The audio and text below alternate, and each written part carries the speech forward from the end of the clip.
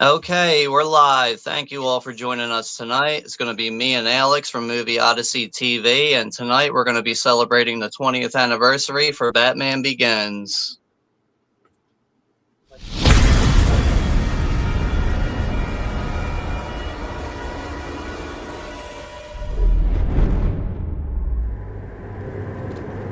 You travel the world. Now you must journey inwards. What you really fear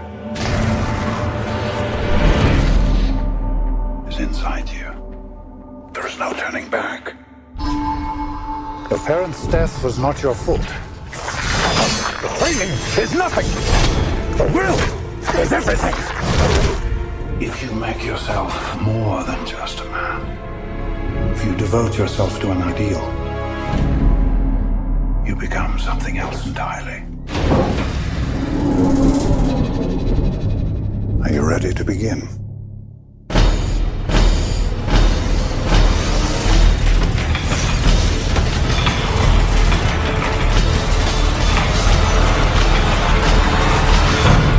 Where are you?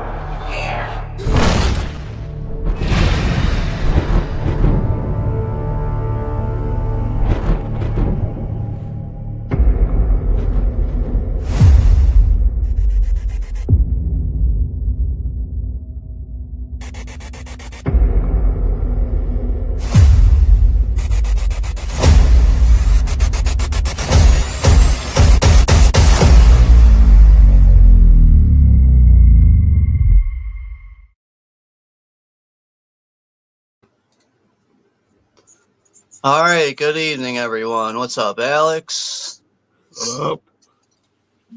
All right, yeah. So, we're a few days off of the actual release date of the Batman Begins. I think that was June 15th was the official 20th anniversary, but yeah. So we're finally getting around to doing these movies. These were it was originally requested from Todd Christian. He wanted me to do The Dark Knight, and I was like, why don't we just do the whole trilogy? You know, it's just why not, man?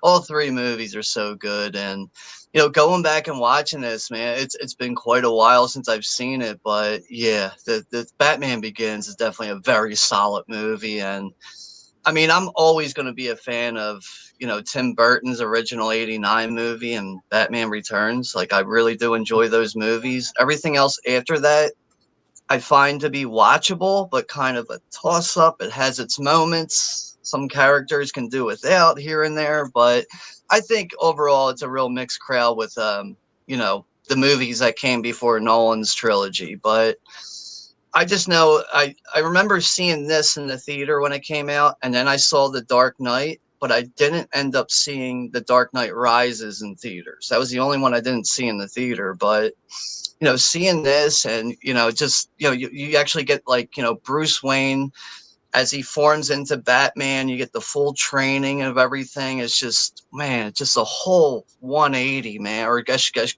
you could say a whole 360 with what you get from Tim Burton's movies and what you get with Christopher Nolan's trilogy. But I mean, if I had to pick from either or, yeah, I grew up with Tim Burton's movies, but Christopher Nolan's trilogy is just fucking perfect, man. It really is. What? No Batman and Robin. Oh, yeah, God. Oh man, I know we did a watch party on fucking on Fucko's channel or Fucko 2000. We did Batman Forever because Val Kilmer passed away, but going back and watching that, like I enjoyed going back and watching that, but like I'm not big on like a lot of those movies after Batman Returns. I just feel like it just goes on a slope. Yeah. But that's just me, and at the same time, I'm not the biggest comic book adaptation fan. I'm not the biggest superhero fan. It's stuff I really grew up on, and I kind of just stuck with the horror genre mostly. But if I had to pick a favorite, superhero, it would easily be Batman, and probably the Punisher after that, and so on. But I know we have a new Superman movie coming out this summer. Yeah, I got to go with Batman, definitely. my favorite. Yeah. But yeah, So, like, Tim Burton's are great, would but you pick the Nolan? Like, would you pick the yeah. Nolan trilogy over like Um, the original films that we had before that? well, it's hard, but I probably would go with Nolan. I just think the scripts are better. Like, I just think the writing is more on, because the thing with Tim Burton, he honestly he doesn't really care about a good script. Like, he cares about the visuals, and the visuals are great. And Jack Nicholson's amazing, and he's incredible and funny. Um, but like Batman Returns, like if you look at the script, it's not that great. I like the movie. I do like the movie, but if you just look at the script, it's like a bunch of weird stuff's happening. Like they're draining power from the power plant. It doesn't generate power; it drains power. But it's like if you have a house and you're not getting power, wouldn't you notice? You know, like it doesn't make any sense. Like how can you drain people's power and they don't even notice? So there's stuff like that. Yeah. Um, but Batman Returns is great. But yeah, I'd go with Nolan just because I think the writing's better. But you know, Nolan, Yeah. Batman Returns, I like them all. And then Schumacher's are kind of dumb fun. Like, you know, Arnold saying all of his puns is just kind of hilariously stupid. So Yeah. Him as what, Mr. Frost or whatever the fuck his Mr. name Freeze, is. yeah. Or Mr. Freeze. God. Yeah, it's been a while since I've seen those films, but I did recently it was actually, I think it was around like Christmas time. I went back and watched the 89 Batman and Batman Returns. It's also been a while since I saw it, but you know, I still really do enjoy those films. But when you put them up against Nolan's trilogy, it's like, damn, it's no contest. It's really. The But like scripts are I even lacking. remember like when I first saw Batman Begins in the theater, you know, like my expectations weren't like high or low. It was like, all right, this is either going to be fucking good or it's going to be bad. Yeah. You know, it's like we haven't had a Batman movie in so long, but walking out of the theater, I was just completely blown away by this movie. And yeah, it's it definitely you know it took its place with me, that's for sure. But I mean, I guess I'm assuming you're probably a fan of the newer Batman movies, The Batman with Robert Yeah, Pattinson. that was good. Yeah. Too long, but Yeah. good. Yeah. I see that is probably my only issue with that movie is like, damn, you Yeah. know, we probably could have Well, cut some like 3 runtime off hours of this. long. Yeah. But you know, other than that, I really did like the Batman. Apparently, there's going to be a second one coming out. I still haven't seen the Penguin series. I think you did review that on your channel at one point, or Yeah, maybe I it was reviewed like someone half else's of channel. them and then I just stopped, but they're really good. I've been meaning to go back and finishing it. It is good. It's really good. Okay. Yeah, it's besides that, like I know I remember watching something on your channel about it, but like other people spoke highly of it, and yeah, it's something I'm gonna have to get around to at some point. But you know, it's good to see that there's gonna be a second movie coming with that. And but you know, other than that, I was watching on your channel the other day. You reviewed that movie Boss Level. And Yeah. I was like, fuck, I forgot about this movie. It's another one I threw on the back burner. I was like, I'll see this at some other time. You know, Frank Grillo, Mel Gibson. And I was like, fuck, dude. Like, see, like that's one thing I enjoy about your channel is your reviews to me are so random and so versatile. Like, it's just like, I don't know what you're going to come up with. Like, it's just like, all right, I see that, you just uploaded something. It's like, it's always something out of left field for me. Like, okay, cool. Like, all right, maybe not everything's up my alley, but you always come out of nowhere with reviewing something that's like just off of my radar. So, Yeah, I pretty but much just like review what I just like, oh, I watched a movie. It was like, yeah, I'll review this. I have a few things to say. You know, sometimes I watch a movie, it's like I got nothing to say. But that was a good one though, Boss yeah. Level. I liked it. Yeah, that's one I've been meaning to get around to seeing. So like seeing you review it, it's like, that's a refresher, a good reminder. It's probably time for me to go see that one. But all And right, let's get to the Mel chat Gibson's the here. villain, so yeah. Okay. Mel Gibson's good all around. Like, I don't know, man. Like, still to this day, my favorite action film is Mad Max 2. It Oh, just the nice. Road Warrior. That's Nice. still my favorite action film of all time. I think he's a great director, and yeah, he's just I don't know. Like, besides his like midlife crisis epiphany that he had, like I don't pay attention to that shit, like personal life stuff, but him on screen or directing, like I think Mel Gibson, Mel Gibson. I think Mel Gibson's just he's just he's good, man. He's good at what he does, but If it's got Mel all Gibson right. in it, I'll at least check it out. Yeah, I'm gonna have to get around to it. And Frank Grillo, I know he was in that one of those the second what the fuck The Purge. He was in the second Purge movie, but Yeah, that's it. Yeah, that's right. Forgot about right, that. yeah, it's Yeah. like I know he's like Frank Grillo. He's always in like those macho action type films, and he comes through with some things that are great sometimes. Obviously, he's like he's someone who knows how to he knows how to act, he knows how to do stunts and stuff, so like he's really good for that genre. Yeah. Yeah. All right, so yeah, this movie is roughly about 2 hours and 20 minutes. Will probably be somewhere between 2.5 hours and maybe three, somewhere between there tonight. So let's get to the chat. Looks like we got 8 people here. We'll get this started real soon though. And yeah, the Look Movie link is pinned at the top. Couldn't really find anywhere else to watch this for free, at least. I don't know if it's available on Tubi or any of the streaming sites you have to pay for, but yeah, we got all right, Sailor Outlaws here. What's up, George? Good to see you here. And Anthony Chovit. All right, what's up, Anthony? Good to see you here. By the way, maybe that's an unfinished comment. This is going to be fun. Yeah, definitely, man. Like every time I do like some kind of watch party, like this, I always try to watch the movie on my own just so I'm like up to date on it in case I haven't seen it in a while. Because sometimes I don't know, like I could see a movie like 3, 4, and 5 times. I've seen so many damn movies. The movie itself, like what's going on in the movie, like the plot and everything, and who's even in it, it just gets lost in my head. It all becomes scrambled sometimes. So that's why I usually need a refresher with that, just to at least go back and watch it on my own. Anthony's up to his memoirs. He finally hit 2013, man. So when are you going to direct a movie, Anthony? Like, Yeah. when are you going to direct a movie? Come on. Yeah. This should be on sorry. HBO Max because they're WB, so it should be on Max, all 3. So Yeah. I guess that would make sense. That's HBO Max. Yeah, that's all.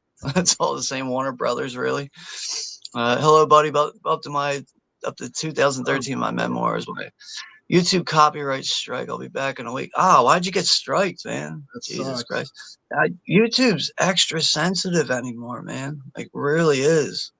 That's why I don't upload better clips, really. Like, like I don't upload clips. Yeah, it's funny you mentioned that. Like, a lot of times I'll do a stream, I run the trailer, then I got to go back. It's not all the time, but like I'll get like the copyright claim, and then it'll be like, well, you have the option to erase all the audio out of it, and then that'll make it okay again. But lately, I don't get any of that now.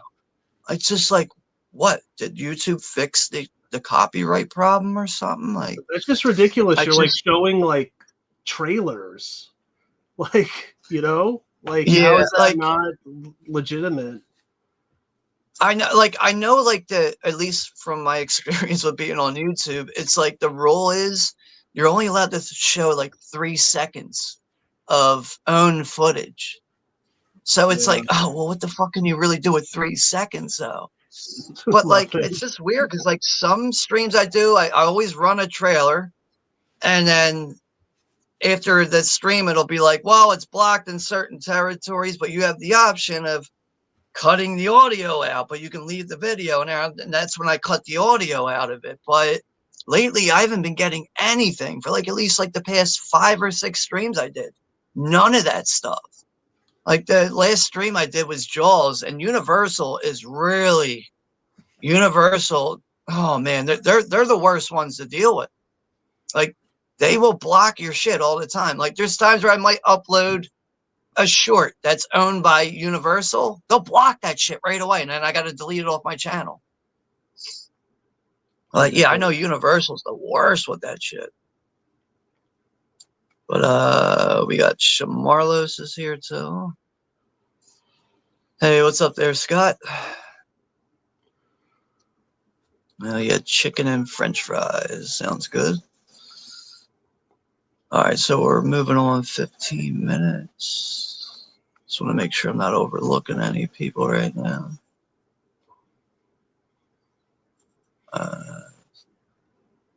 All right, that's it for now. All right, so let's go ahead and get this started. So we could probably try to get this, you know, beat before the 3-hour mark. But all right, so you got it pulled up on your end, Alex?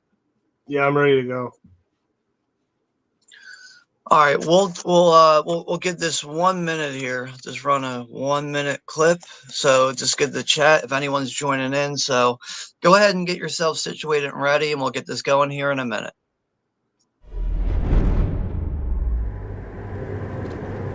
You travel the world. Now you must journey inwards. What you really fear is inside you. There is no turning back. The parent's death was not your fault. The training is nothing. The will is everything. If you make yourself more than just a man, if you devote yourself to an ideal, you become something else entirely. Are you ready to begin?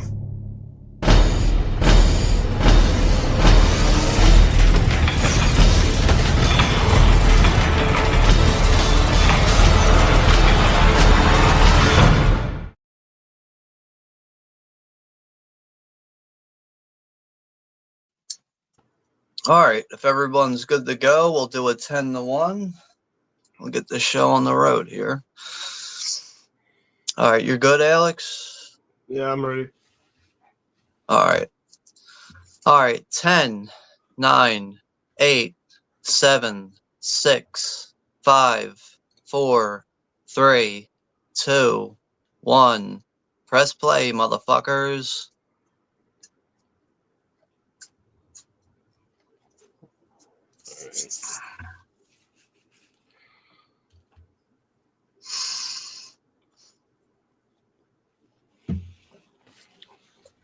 I saw you you posted I think the latest thing you might have posted was that Naked Gun trailer reaction. Yeah. With Liam Neeson too. It's I don't know how I feel about that, man. Like I can't say that I'm like I was ever the biggest like Naked Gun fan, but you know, those movies are fun for what they are, but like I don't know. There's like even like clips on Instagram of him like sitting in a car eating a fucking chili dog, and he's got to like take a shit and all this. I'm just like, what the fuck is going on here? Oh god. Isn't it Seth MacFarlane? I think's directing it. Or he's like writing and producing it or something. Is that what it is? Okay. Yeah. I don't know. I mean, there's a couple jokes that were funny, but yeah, it's like Liam Neeson shitting his pants. Like I mean, come on. I mean, like fart jokes are like the lowest. Like shit and fart jokes are like the lowest quality of humor, in my opinion. Like, yeah, I'd say it's good, like minor filler. Really, like so you might get like a quick 3-second chuckle out of someone. But yeah, it's I don't know. Like the funniest fart joke or shit joke, I guess, ever is like, are you a fan of Dumb and Dumber? Oh yeah, yeah. Like you know the scene in Dumb and Dumber, like with him on the toilet, and it's like it doesn't work, and he's like on the date with that hot chick. Like, see, that's funny. That's good writing. That's funny, but it's like I'm just so sick of them, you know. And yeah, then you got two convincing guys that just are playing their roles as if they are the dumbest motherfuckers ever. Yeah, that movie's actually brilliant. It's like so dumb, but it's so funny. Like I'm a big fan of it. It's, like I love comedies and stuff from that era. Like even like Adam Sandler, like Happy Gilmore, Billy Madison stuff. A lot of comedies that come out nowadays, I'm just kind of like, whatever. I just don't care to even give it a chance half of the time. But like, yeah, a lot of that stuff, from the '90s, like, yeah, like even well, even the '80s too, even the '70s. But it's a lot of newer comedies. A lot of that stuff doesn't grab my attention anymore. Yeah, I don't know. they just can't make them like they used to. I don't know.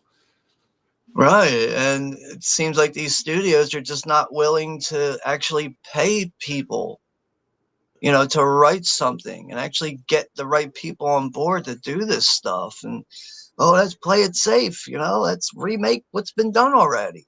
Or I still don't understand what a fucking standalone sequel is. What the fuck is a standalone sequel? Standalone sequel. I know. Like that's like the going trend nowadays. Let's make a standalone sequel. Is that what like the new Scream movies are? I've never been a fan of Scream, but apparently the next Evil Dead movie is going to be called Evil Dead Burn, and it's a standalone sequel. It's like, what the fuck? Yeah, I didn't really like Evil Dead Rise. I thought it was watchable. It had its moments, but it's one of my problems is you took the movie out of the woods. That's the problem I have with it. It's in a high-rise building, and a lot of the characters are just not very desirable or make you want to really give a shit for these characters either. But I thought it was okay. Had a great start to it. Had a really great start to it. I know that, but yeah, I can't imagine how Evil Dead Burn is going to be with this standalone sequel shit. Apparently with Batman, before they decided to go with Christian Bale, they were actually thinking of going with Cillian Murphy as Batman. I don't know if you heard that or not, but like obviously he plays Scarecrow in this. Doesn't surprise me because Nolan loves him. So yeah, both like those two, Nolan and Cillian Murphy are good friends apparently, but apparently he was considered to play Batman at one point, and also I heard that Jake Gyllenhaal auditioned for the part. I cannot see that. Like Cillian Murphy is a good Scarecrow. You're not Bruce Wayne. Like right. But this was all before they became dead set on Christian Bale, and I think Christian Bale was the obvious choice, though. Yeah. I mean, I think it worked out. I mean, just watch American Psycho. That's like Bruce Wayne gone bad. Yeah. Yeah. Oh man, no, Christian Bale. I swear to God, it's like he's on fucking like Adderall or Ritalin or something throughout that movie. He just, yeah. Just the way he delivers dialogue so quick in American Psycho. It's like, dude, like you're on something. Dude. You gotta be on something in this movie. Yeah, probably cocaine. But like another thing that's really like obviously good with Batman Begins is we actually get the whole training segment of him turning into Batman.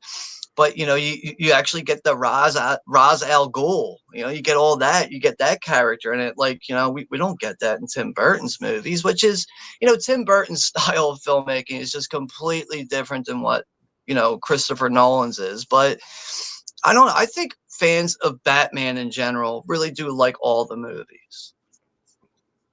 Yeah, I mean, for me, it's like flavors of ice cream. It's like I like a bunch of different flavors. Some I don't like. Like I mean, Batman and Robin.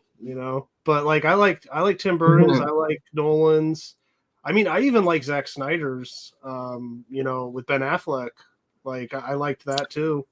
So. I didn't see that one. I still haven't seen that Oh, one. really? That's one I completely was like, I don't know if I should give that a watch. I was hearing a lot of bad things about that Yeah. one. Well, I That's mean, one I was like, yeah, I'm glad you mentioned that because it just completely, it wasn't people on like my mind. forget. Yeah. I mean, the problem with Batman v Superman is they had the movie and then WB chopped out 30 minutes of it. So it didn't really make sense. So if you watch it, watch the ultimate cut. It adds the 30 minutes back in. It's the director's cut. So All right, so that's the proper way to watch it. And then that's 30 the way minutes, to that's a watch big it. deal, man. That's not Yeah. like hey, there's 2 minutes cut out for blood No, or something. Like 30 30 minutes. It's minutes, like that over. I can think make a it's like 32 difference. minutes or something like that. Wow, that's a lot of fucking time right there. Yeah. Yeah. So I mean, that kind of doomed the movie, and it pissed a lot of people off.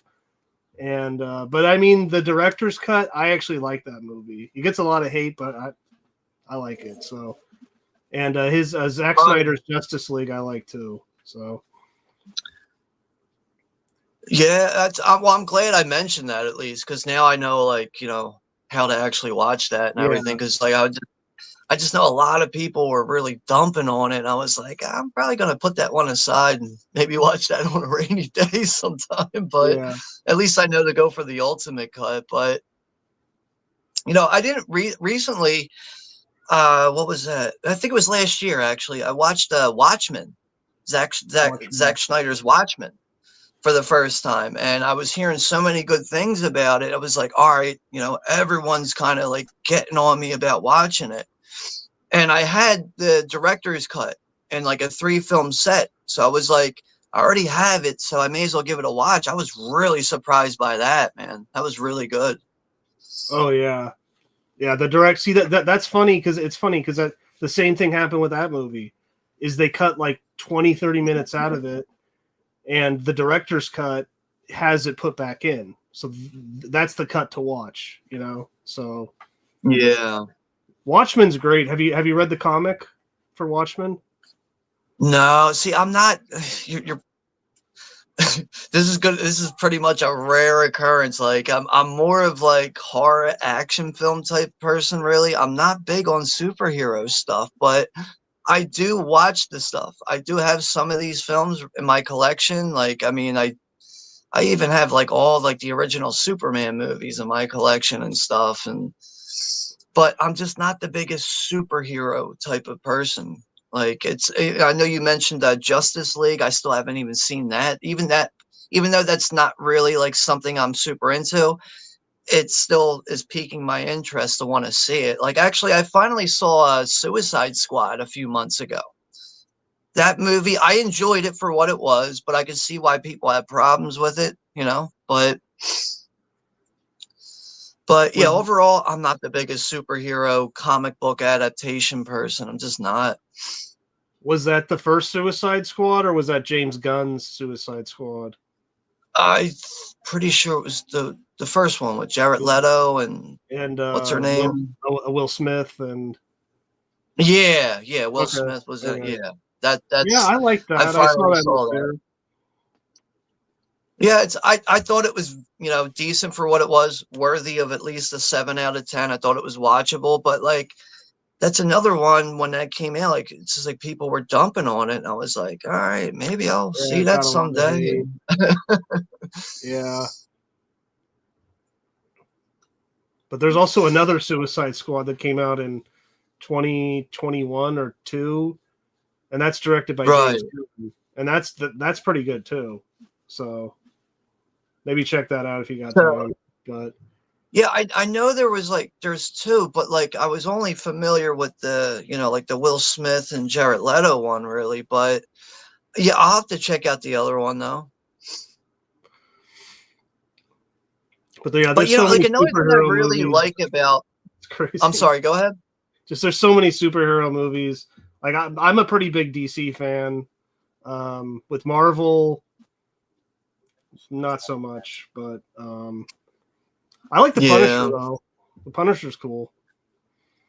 Yeah, that's another thing. The Netflix series. I was at a flea market like probably about a year ago, and I found a bootleg copies for the first two seasons, and I was like, still haven't watched this. I really like The Punisher. I got to watch it. I've been hearing so many good things about it, but yeah, that was really fucking good. I don't know why they canceled that.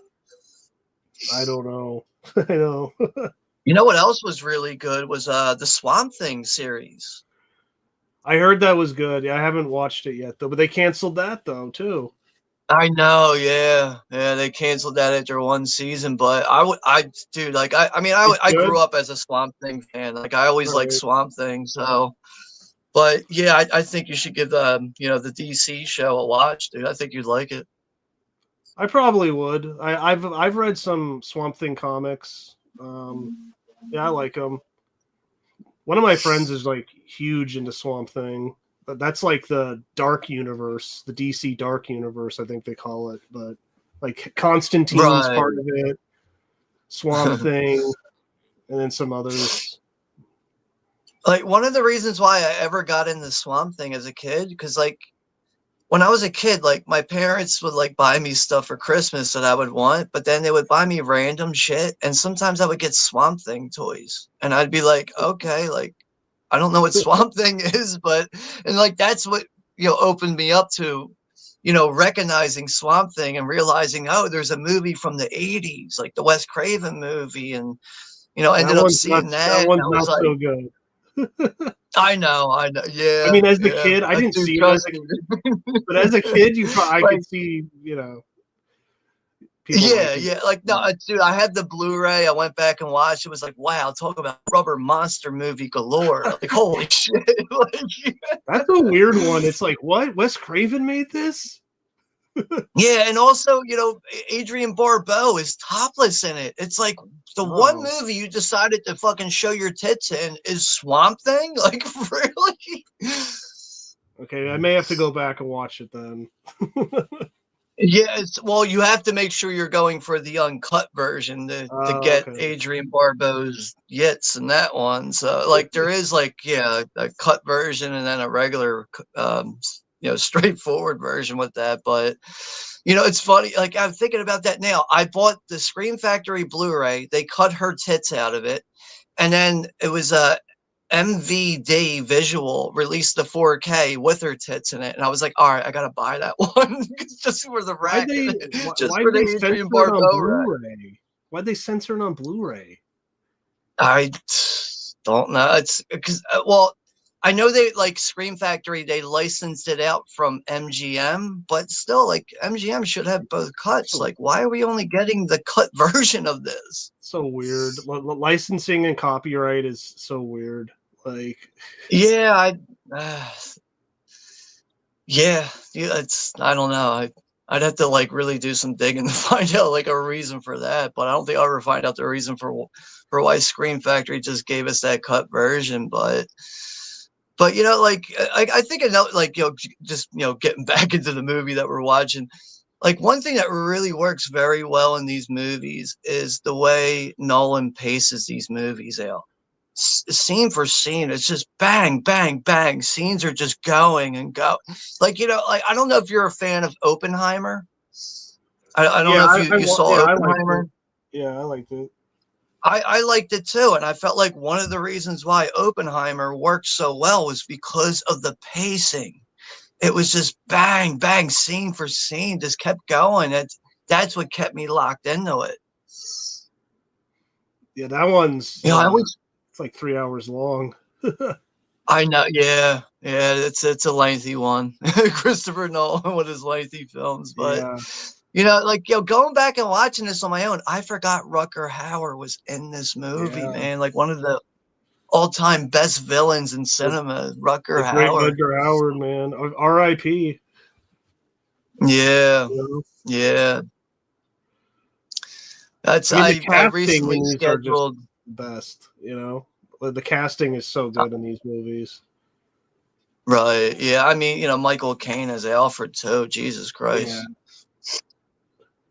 But I recently scheduled Hobo with a Shotgun. That has Rucker Hauer. For once, he's not the villain. Rucker Hauer is just like, to me, he's the all time villain. He's always, throughout so many good movies, he always played the villain. The Hitcher, Blade Runner, all types of classic movies. But in that one, he's not the villain for once. I don't think I've ever seen that.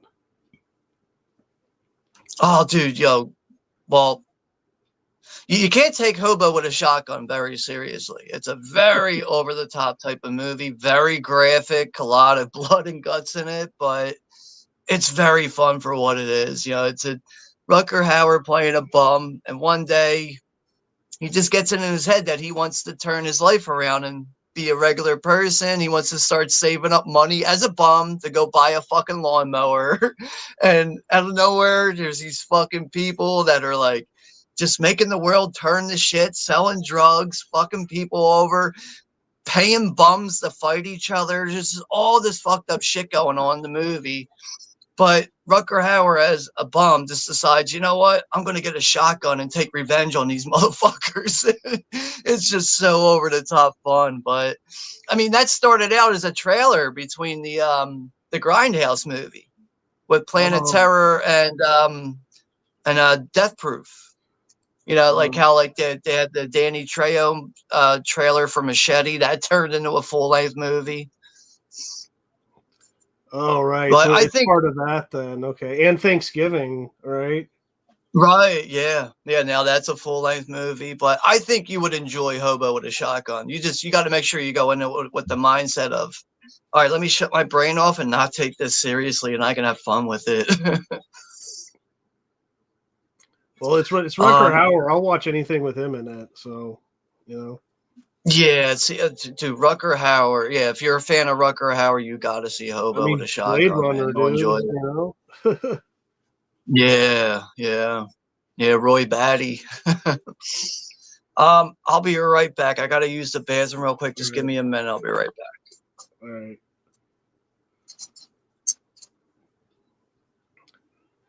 Yeah, this scene's so great. On the ice. I love how he's like blames his father because he didn't have the will to act. Great writing.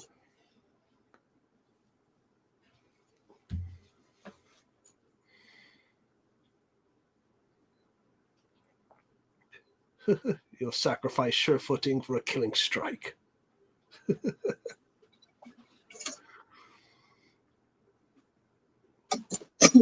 Another good movie for the chat, if you haven't seen it. I just did a review, Walk Among the Tombstones, with Liam Neeson. Great movie. Yeah, that's another one I've heard mixed things about. I still haven't seen that one though. Dude, it's so good. I mean, I really like it. Like, it's about like these serial killers, kind of, but they also like ransom people that they kidnap. And he's like an ex-cop, private detective, and he gets dragged into all of it. But really good, though. I know I saw the trailer when it came out. It kind of seemed to just come and go. Yeah. Like I wasn't hearing people really talk about it in a positive way. So even like I with those Taken movies, I've only seen the first Taken movie, and then that kind of turned into an online meme and everything. Everyone just ran with that as a joke or whatever. But what did they make, like 3 of those Taken movies or whatever? And I have a particular set of skills. When I find you, I am going to kill you and all that shit. Yeah, Taken 1. But Taken 1's the only one worth watching. The first one. Okay. All right, let's get a little bit back to the chat here. It says we have 0 people in the chat right now. But where did I leave off at? I know there is a couple people in here. Or at least there was at one point, but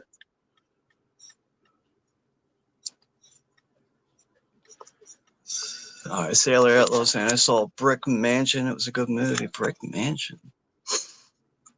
That doesn't even sound familiar I to don't me. think I'll I've have to ever look seen into it. that one. Sue is here from the Bud Files. Yeah, that's good to see your channel recently hit 3K. I saw the shout out video today. And yeah, of course, Anthony's here. And yeah, Don is here from Night Owl Movie Talk. Good evening, fellas. On screen, peeps in the chat, Cape Crusaders everywhere. Yep. So, all right, that's it on the chat for right now. But I mean, like, We just had it's funny. Like, Alfred. We just had Alfred with Bruce Wayne.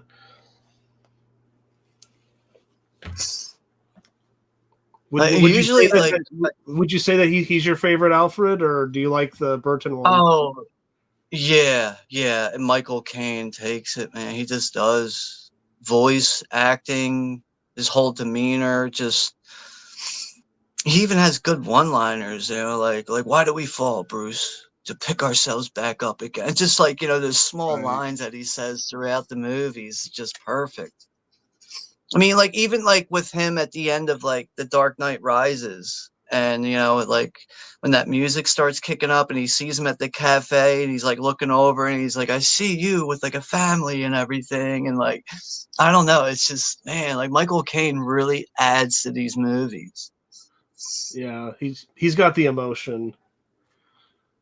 I kind of wish, like, now I'm not the biggest Katie Holmes fan, but I really wish they would have just kept her for the rest of the movies. And like, I mean, Maggie Gyllenhaal and Dark Knight. It's like Yeah, probably the only thing I don't like about The Dark Knight is Maggie fucking Gyllenhaal. Well, from what I've heard is, I don't know if it's a rumor, but she was married to Tom Cruise at the time, and I don't know why, but he didn't want her to do the movie because, like, for some reason, Scientology doesn't like Batman or something. I don't know. I don't know. I know it's like with Scientologists. I don't know all the ins and outs of that, but I just know that like the one movie studio, United Artists, that's fully run by Scientologists. Like, that's fully owned and run by Scientologists. So maybe they were like, wow, Warner Brothers got the Batman movies. Tom, tell your wife to not do that fucking movie. For some reason, it just, I don't know. They don't like Batman, and yeah, but freaking Tom Cruise. Yeah, I'm sure, I'm sure Scientology had something to do with their breakup. I wouldn't be surprised. Yeah, that religion's so weird. That is such a weird religion, if you can call it a religion. But yeah, apparently you're made up of all these other beings that lived before you. Okay. Thetans. Dude, like, what the fuck are you guys talking about? Well, it was created by it's funny to see. So Yeah, what's his name? Ron L. Hubbard or something. I think his name was that guy who started all that shit. It's really funny to see the actor Richard Brake as the one who killed Bruce's parents, because like at this time in his career, he's kind of like the fall guy. Like he just plays the fall guy, and all a lot of movies you see him in. But like he got a bit more famous as he went along. With being in like Rob Zombie's 3 from Hell and stuff. He's kind of become a more familiar face. Oh, he's in 3 from Hell. Okay. Yeah, because I don't recognize. He's the one who's recognize taking, him at all. But yeah, he does look, quite different in this. And this is going 2005 here, but I mean, yeah, like overall, like, I mean, if you were to like really look at Richard Brake as an actor, and like you look at his whole career, he just kind of had like small roles and always playing like the villain or the fall guy, or just never really getting that kind of starring role, I guess you could say, in a lot of movies. But he's good at that, though. Like, he's really good at playing the fall guy. But like, I just know when I first saw this movie and I saw Richard Brake on screen as the guy, killing Bruce's parents, to me, it was just another guy. I wasn't really familiar with Richard Brake at that time, but he's really built himself up and made a reputation for his name though at this point. But it's since Sid Haig passed away, no more Captain Spaulding. I guess they had to fill that role in, and they put fucking Richard Brake into the movie. But I do like Three from Hell. I just don't like when they go to Mexico. Once the movie goes to Mexico, I'm like, what the fuck happened? This movie just took a fucking 360 fucking shit stain out of nowhere. Isn't that like half the movie though? I don't know. I watched it once. I don't remember. I thought it was okay. I don't even remember at this point, but I just know, like, I don't like. I really like. I feel like the first half of Three from Hell is decent. It's very watchable. It can keep you engaged, but like once they go to Mexico, it's like, what the fuck happened, man? I don't know. I just think there's no Sid Haig. It's like an impossible task. Like Devil's Rejects is great. Yeah. I mean, I even like Corpses a lot too. I like both of those movies. Overall, Rob Zombie's very hit or miss for me. Some of his movies I like, other movies I'm like, what the fuck, dude? Like, it's just like Lords of Salem. I thought that had a pretty good storyline to it, and then once you get to the second half of the movie, it's like, why does Rob Zombie have issues with ending a movie? Just what the fuck is going on here? I don't know. I just can't stand his wife. Like, she's in everything he does, and it's just like, God. Like, I don't like. I find her okay in Devil's Rejects, but I don't mind her that much because I don't really, well, then again, I guess you could say I only see her in Rob Zombie movies. Yeah, I know. Like, what else is she in?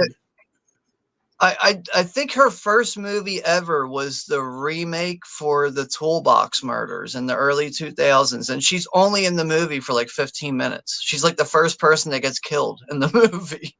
But other than that, I can't really, point her out as like, oh, she's in another movie that's not a Rob Zombie movie. But I don't think I know she's in that. Yeah, I think it might have been 2004. Is it good? That Toolbox. It's decent. It's okay. You can't expect it. Yeah, you got to go into it with like a low budget kind of mindset with it. If I had to give it like on a scale of 1 to 10, I'd probably give it a 6 out of 10. And anything over a 5 for me is always watchable. So at least watchable. And as the numbers go up, obviously it turns into good or better movies, but. Anything under a 5 for me, though, is usually not watchable at all. Yeah. But like the actual like villain in the Toolbox Murders remake, like he's got a really like demented, creepy look to it. Like even has like decent atmosphere throughout it. But yeah, she's in the movie for like the first like 20 minutes, and then she disappears. Yeah. Like, did you see The Munsters? Actually, I haven't seen that because a lot of people were shitting on it. So I was like, all right, I think I can do without that one. It's terrible. Yeah, I don't think I heard one good thing from anyone out of that. Mm-hmm. So I was like, maybe I'll see it someday. But I know at one point he was going to make a hockey movie. He was going to make a hockey movie about the Philadelphia Flyers in the 1970s up against the Boston Bruins, because that was like a real rivalry back then. And they used to fight the shit out of each other. And they literally like fought each other to win Stanley Cups. But that could be good. Rob Zombie was like, he's like, when I was growing up, I grew up in Massachusetts. I grew up as a Boston Bruins fan. But I watched the Philadelphia Flyers beat the shit out of my favorite team. Soon I became a Philadelphia Flyers fan because they fucking fought their way to win a Stanley Cup. They literally beat the shit out of everyone to win a Stanley Cup. I was like, what? Like, that's a really weird, like, you went from liking the Bruins, so now you like the Boston, or you like the Philadelphia Flyers because they beat everybody up. Hey, but he wanted to make a movie about that. and he was all set on it, and out of nowhere, he had to do a contract with the fucking NHL, and NHL was like, "Oh, you want to make a movie about our trademark teams? Well, this is how much you got to pay into it." And he was like, "Oh shit, I didn't realize That it was sucks. going to cost me a lot of money." So once he realized that, he was going to get sued by the NHL, if he's going to use logos and names and all this stuff, he was like, I can't make that movie now. I Yeah, think that also is another thing that put a wedge in the third fucking Devil's Rejects movie, or Three from Hell. I think that's another thing that put a wedge into that.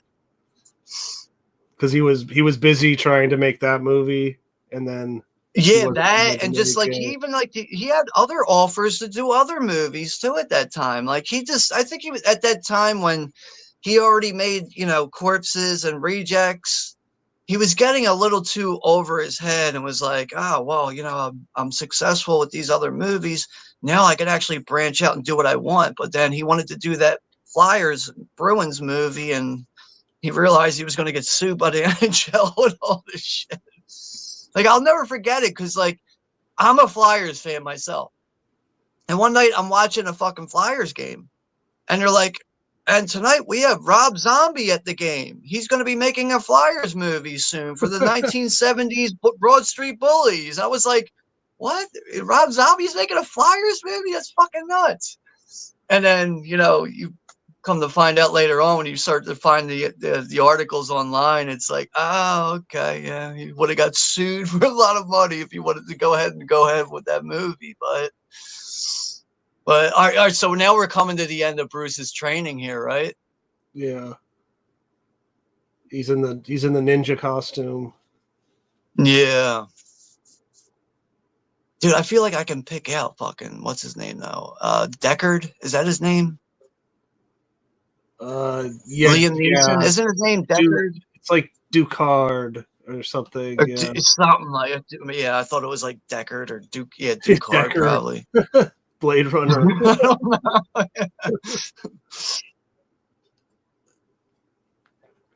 But I feel like I could see him though.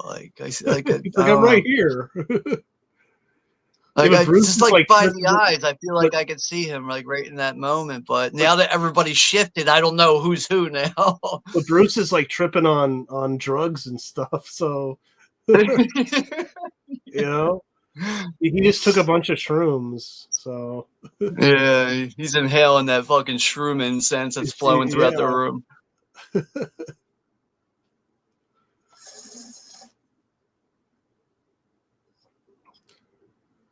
Your worst fear is in the box, Bruce. What if it was Pennywise? He just popped out of the box. Just like bites his head off.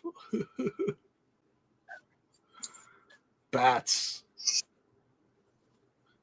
I hate bats, man. I don't know, man. I feel like if I was getting like engulfed by flying bats, it would freak me the fuck out too, though. Yeah. Like one bat I could probably deal with, but a bunch of them all flapping around me and shit, I probably would lose my damn mind.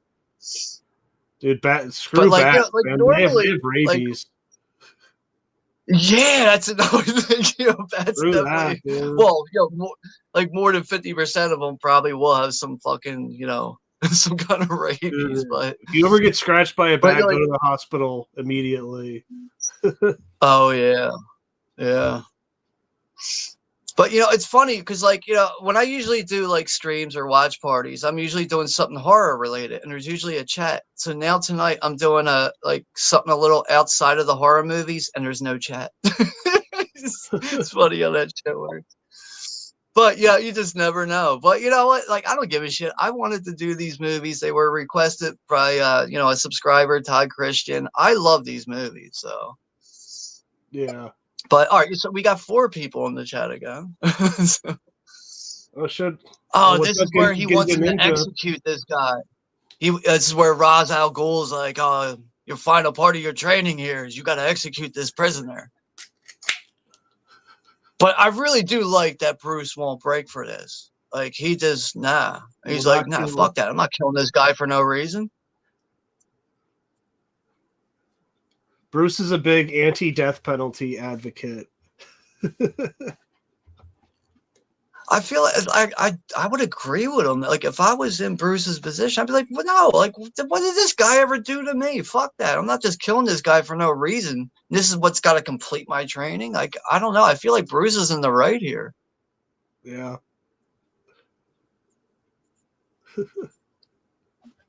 Well, that's the thing with Nolan's Batman, right? It's like I won't kill. Liam Neeson's facial hair, so fake. It's so fake. It's like trying to be like Asian, kind of. Yeah, like a Fu Manchu type of like facial hair, but like you get to see that it's glued on. It's raised above his lip too far. It's just like, but I mean, it's not like like watching some like grindhouse 70s movie where like some dude's facial hair's falling off or something. Like it's good for what it is, but if you stare at it long enough, you could tell it's fake. But all right, so we got some people back in the chat. We got Jason's here, Ginger Ninja. What's up, Jason? I'm Batman.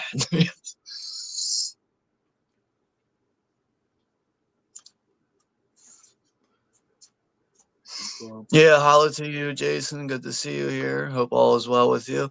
Damn, man, caveman, you're still not a blue wrench. I cannot fucking believe that. I did it before I went live too. I was like, I'm gonna add him as an approved member, and I'm gonna give him a wrench, and I'm gonna make him a managing fucking moderator, and it still won't fucking go through. That's so frustrating.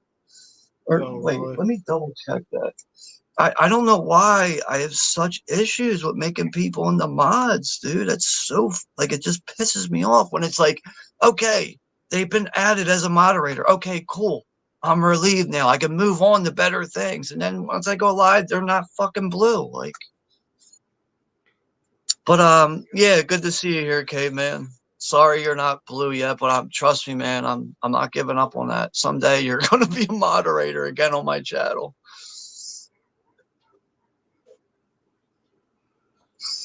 Yeah, but this fight scene's fucking crazy though, man. Like, that's another thing. When I first saw this in the theater, I didn't think Bruce would be going up against Ra's al Ghul and all that. But, obviously that's got a bit of a twist to the end, right? Yeah. Yeah, there's a nice, like, kind of katana fighting. Yeah, I didn't expect this to happen when I first saw this. I was just completely blown away by this scene, man.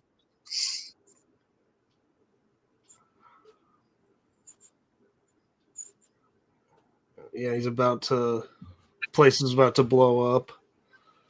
Yeah, and then all that debris lands on him, and he's dead. But he saves Liam Neeson. I don't know if you guys are breathing, but I'm going to save you anyway. Yeah. Is he blue? Wait, I got to look at my other device because you're showing up as black right now on here. Maybe, we'll see. We'll see in a second.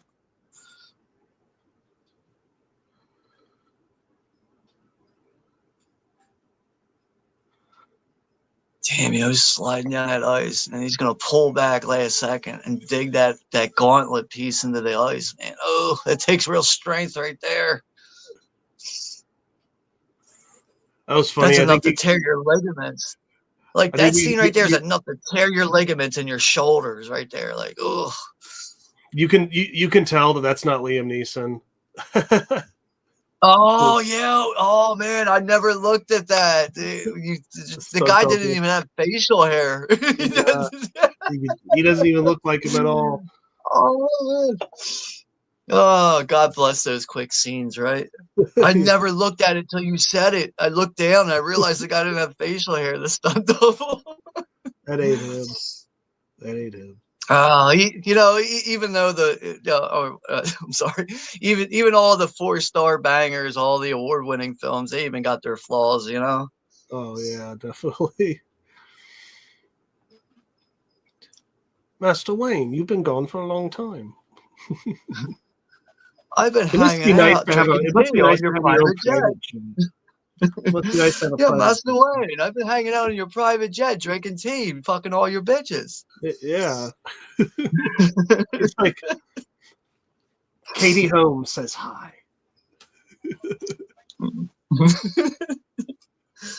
Oh man, caveman, you're not blue. That sucks, man. I'm gonna work on that, dude. I don't know why that's an issue. Like, what really sucks too is like I will add somebody, I will approve them to the channel, and I will add them as a moderator, and it says, "Okay, added as a moderator." Okay, cool. I can go on with my life again, you know. But then I go live, and the person's not moderated. Man, that's frustrating. But okay, man, you're gonna be moderated one of these days.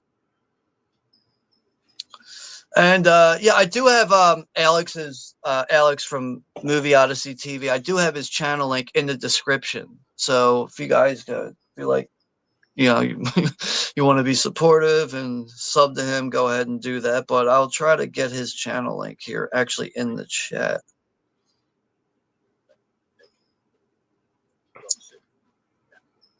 Oh, here it is.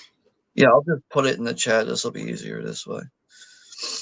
But yeah, you know, Alex does a lot of like movie reviews, trailer reactions, stuff like that. Like, yeah, I like when you occasionally you'll do like the Siskel and Ebert things, like from like Oh, yeah. like the old like 80s episodes and stuff. You'll like upload like a 20-minute video of that shit. But a lot of that stuff I haven't seen either. Like, I'm not a big fan of like Siskel and Ebert. I've just never really been a big fan of those guys. But sometimes when you upload that stuff, it just like I'll be like, all right, I'm sucked into watching this now. Yeah, I'm like, what? You hated this movie, but you like this movie? Oh, okay. All right.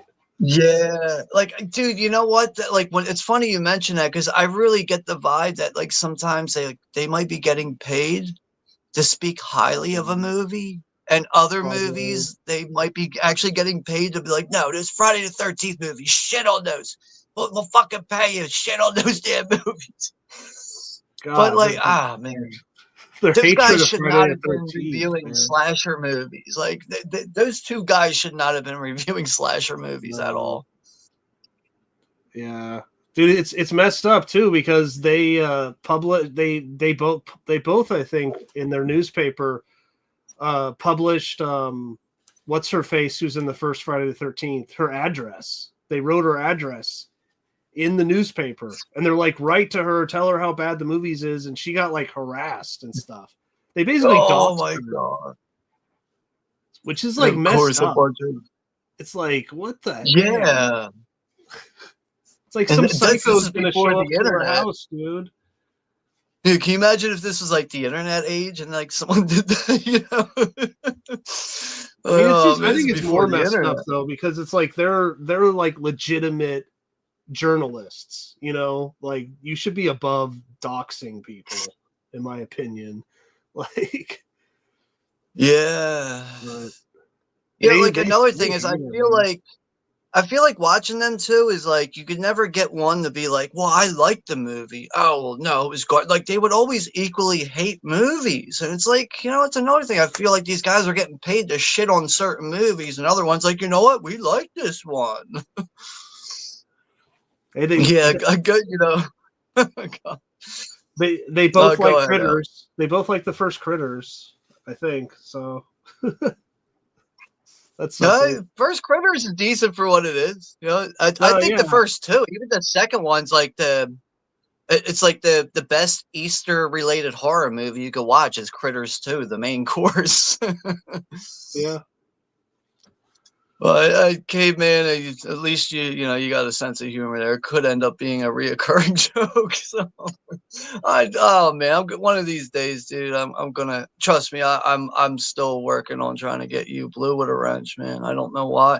You know, it's really like because I got Jim's movie channel. I added him. That was no problem. Greg Brewer, that was no problem. But for some reason, Caveman can't be added. And that's fucking pissing me off. But it's gonna happen one of these days, I promise. But yeah, speaking of Greg, yeah, Greg Brewer's here. Hey, what's up, Greg? Yeah, all is well, man.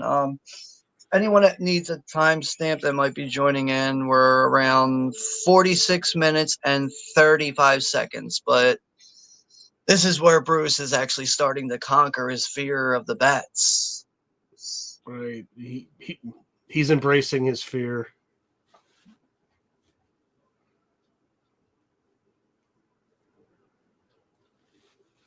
Yeah, that music, man. I don't know, man. Yeah, The it's so good. Batman theme music throughout these movies, just like it gets me hype. It really does. Like, it almost makes me want to go to like a fucking heavy metal concert and start fucking people up or something. Like start moshing in my house while I'm watching Batman. Dude, 28 years later, speaking of Cillian Murphy, although I don't think he's in it, but are you going to go see that 28 years later? You know, like it's funny looking at the list of movies for this year. I'm not really excited for anything, but if I am, it might be 28 years later. I like the trailer. It looks intriguing. Here's my thing. Like with a lot of newer movies nowadays, I keep my expectations low. And I keep them low so I'm not disappointed. So you just, all right, I keep my expectations low because then, all right, something might actually just come out of left field for me and really just end up, might end up liking something that's newer. But a lot of newer movies, I just am like, oh God, dude, like, I Yeah, a feel lot like of I'm them. scraping the bottom of the barrel most of the time with a lot of these newer movies. Like, I find myself enjoying a lot of the newer stuff from like Shudder or like RLJ Entertainment, like a lot of the streaming service stuff. I almost like that stuff more than the stuff that's coming out in the theaters. Yeah. But yeah, I try to keep my, high expectation bar very low. So I'm not disappointed. But you just, with that, it can really catch me off guard sometimes with newer films and be like, wow, I ended up really liking that. I didn't expect myself to like it. So that's why I'm like that with a lot of newer movies. And that's why I will take a lot of newer movies and kind of put them on the back burner and just watch them at a later time or when they might pop up on Look Movie. Yeah, I'm just God maybe bless gonna 4K I'm maybe gonna imagery. go see Superman, but that's probably about it. Yeah, I mean, like, there's definitely nothing that's standing out for me to go to the theater and see. Like 28 years later, I'm probably going to wait till it pops on Look Movie, pops up on there. I mean, probably the Superman, like new Superman. I'm not the biggest Superman fan, but like, I'm probably going to wait till that pops up on Look Movie to watch it. I mean, going to the movies are so expensive too. So also, Yeah. Yeah, I think it's like $12.50 for a fucking standard ticket anymore.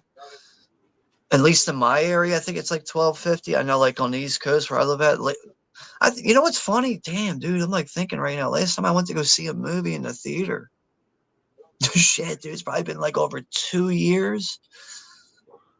Oh man, I can't even remember. I think, wow, dude, actually, it's probably been like 4 years at this point. I think the last film I might have saw in the theater might have been like The Black Phone or something like that.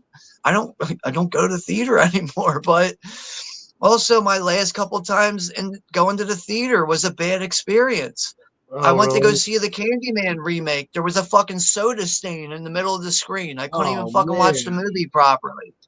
no Then way. I remember seeing Halloween 2018. There was a bunch of fucking teenagers around me who wouldn't shut the fuck up. I was just like, you know what? This is why I don't come to the movies anymore. Like, I can't pay attention to the movie.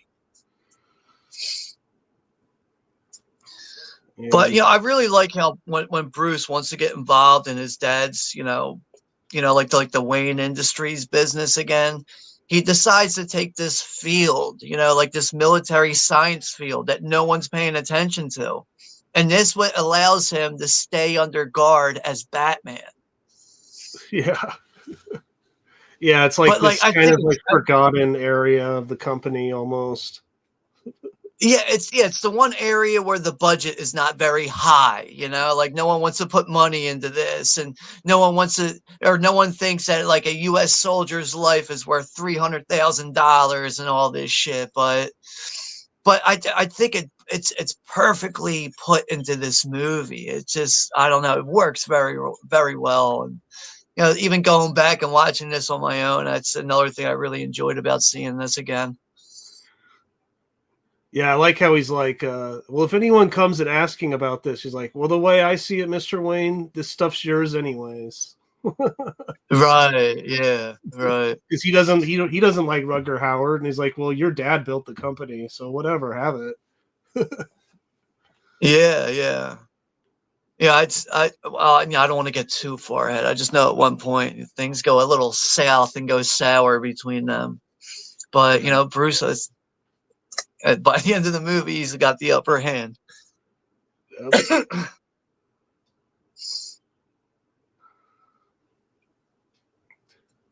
Yep. Like, actually, maybe you can answer this question. Even I should probably even know it, but I just don't.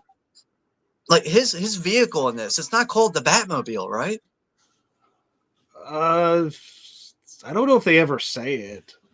So See, that's the thing. Like, like even going back and watch, I'm like, they don't actually call the vehicle the Batmobile, even though that thing's badass as hell. I think it's like, plow through anything. It's like a tank basically on rubber wheels, but it just don't get a clear name for the vehicle, which is not a problem. But, like the Batmobile is kind of a big thing with the Batman. I guess the only thing you probably don't get in these movies does the Batwing come out in these movies? That's because I know in the next movie that's in the third. He gets one. that cool motorcycle in the next movie. Yeah. In the third one, he gets he just calls it the Bat, I think. In the third one. Okay. Yeah, but I mean, I still need to. I mean, I've seen The Dark Knight so many times. I probably don't even need to go back and watch it. I probably know it like the back of my hand. But I haven't seen The Dark Knight Rises in quite a while. So that's one I definitely need to go back and watch on my own. But man, it really is a shame that, that asshole out in Colorado shot up that fucking movie theater when that movie came out. And I watched like a documentary on that. It was called Active Shooter. There was an episode specifically like focused on that like Colorado shooter. And the surviving victims were actually being interviewed.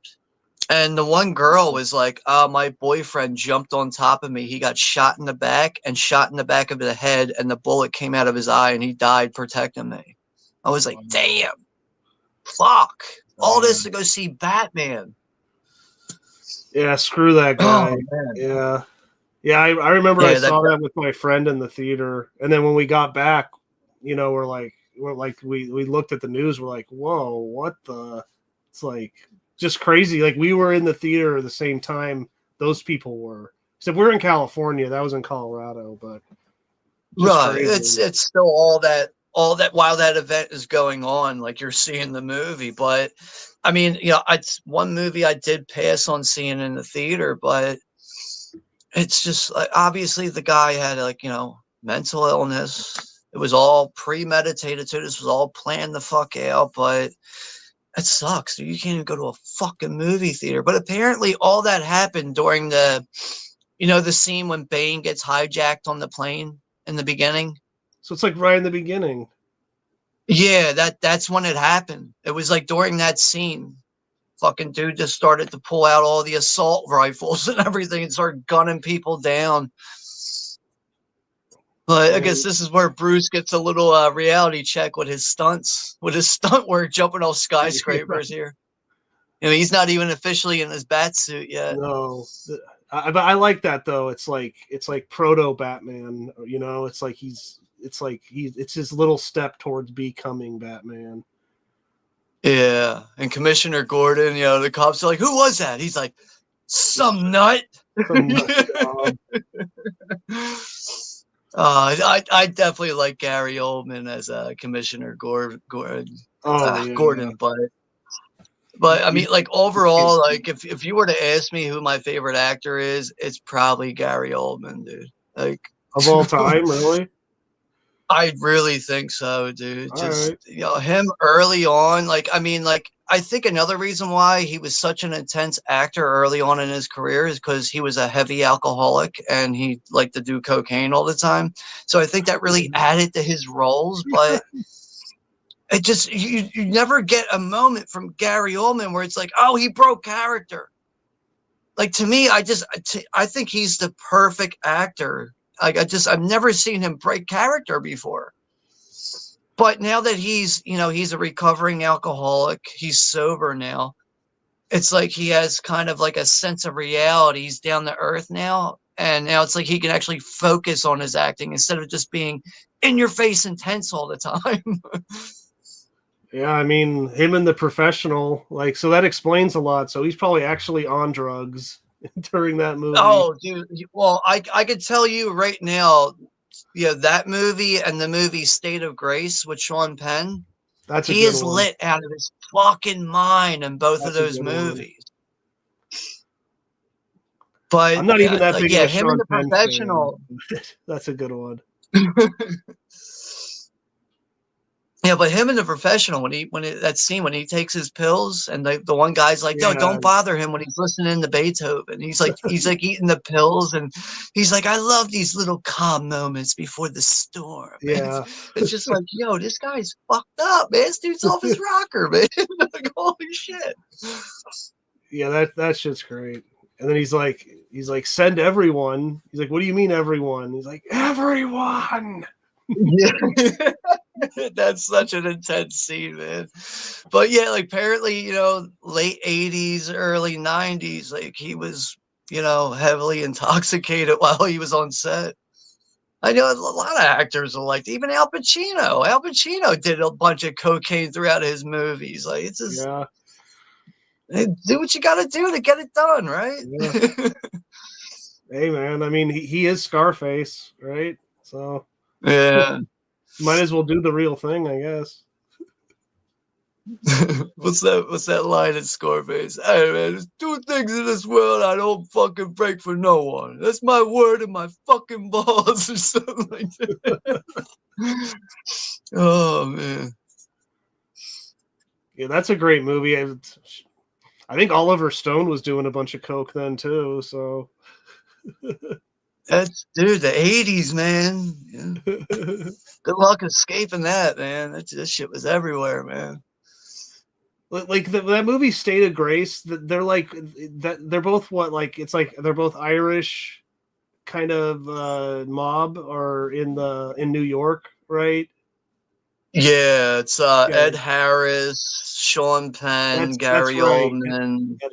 Right. I think Sean Penn, that's how he got introduced to his wife, Robin Wright.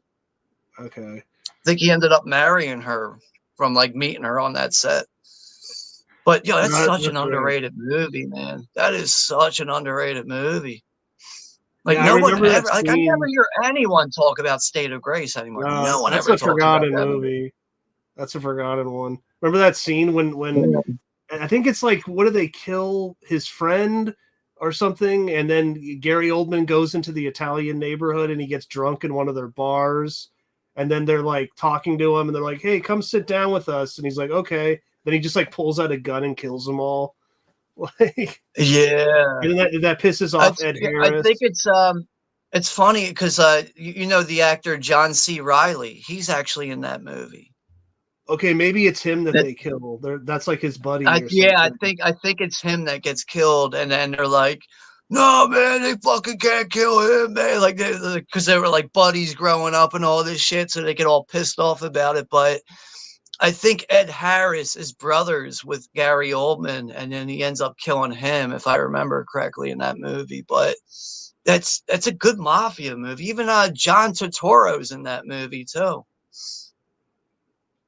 Yeah, that's a good one. So now this is where we finally get Batman in the bat suit. And he's gonna freak out all these fucking mob fucking guys here. Yo, if I was these guys too, and I'm already like aware that someone's fucking with me like this, like, not using regular weapons, I'd be like, fuck this, dude. You don't pay me enough for this shit. I'm getting out of here. Someone's throwing Chinese stars at me and shit right now. It's like, what is that? Yeah, right. I like how each three movies has a different look too. Like this has like a gold and black, and the Dark Knight's kind of like a blue and black, and Dark Knight Rises is more like a white and black, or like even like a gray at times. Yeah, you're like definitely right, dude. Like, because it's got the snow, the snow and everything in the third one going on. So. I think in this movie he has a gold belt, and I think that gold belt changes in the next movie. I don't think that gold belt stands out anymore. Yeah, his suit changes a little bit. His suit changes a little bit in the Dark Knight. They like streamlined it. This is where this dickhead here with the U's, he's like, "Where are you?" I just like that. Like, just whispers here. Yeah, dude, oh man, Batman is creepy as shit, dude. Oh yeah. Well, hopefully we get another, the Batman. Hopefully we get a sequel to it. It's like a good movie. Yeah, it's I do agree with you with the Batman.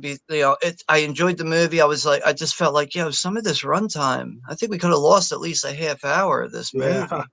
Yeah, you could cut like 30 minutes from it. But I did like Paul Dano as the Riddler. I thought his character. Paul Dano is always a very intense actor. He's another one I really like. I love this scene. He's like, "Nice coat." He says that guy because he gave him that coat earlier. Yeah.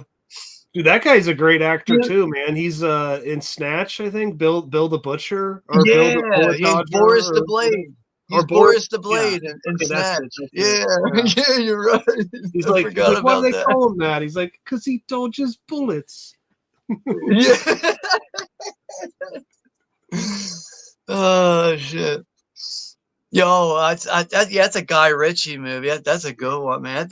I'd have to say that's probably my favorite Guy Ritchie movie, Snatch. I love that movie. Yeah, the way that movie that movie just has so many unexpected moments throughout. And you got Brad Pitt with a fucking nasty fucking gypsy Irish accent in it. You can't understand him.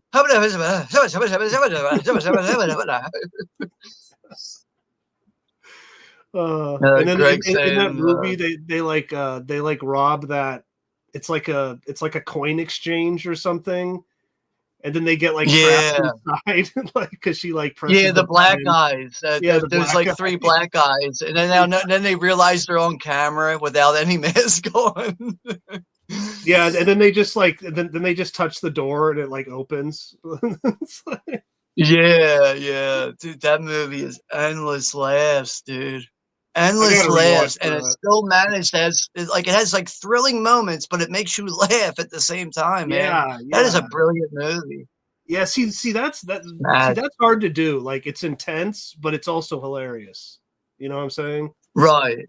Yeah, that's hard to do. I agree, man. It's really hard to have that perfect blend, and that's why dude. I think I have to do a watch party for Snatch at some point. Dude, if you do it, I'm down to join you, dude. Because that movie's really fun. It's funny. The first time I ever saw that, I found it on TV by accident, and I got sucked into it. And I was like, "What the fuck is this movie?" I know I could see there's Brad Pitt, there's Benicio del Toro. I was just like, "What the fuck?" Like I'm laughing and I'm on the edge of my seat at the same time. Like, oh my god, so good. Now we got Bruce Wayne, Batman on the fucking skyscraper. I love it. I love it, dude. I can't get enough of that stuff with Batman. Like he's just like kind of just like brooding like in the middle of the night on type of a skyscraper watching Gotham. Yeah, it's so bad. Yeah, Yeah, it's like his confidence is like, yeah, I don't give a fuck about any of these mobsters. Like I got my feet under me now. That's it. Yeah. Fuck with me, bro. And, I'm coming for you. and I'm just gonna watch the city, just contemplate, like, you know, like my past. Yeah.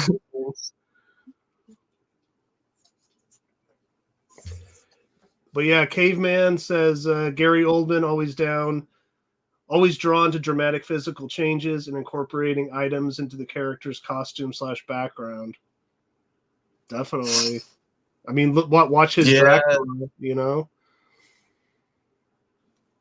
I'm a little off on the comments, but I'm getting there. I know I was right here at Greg's.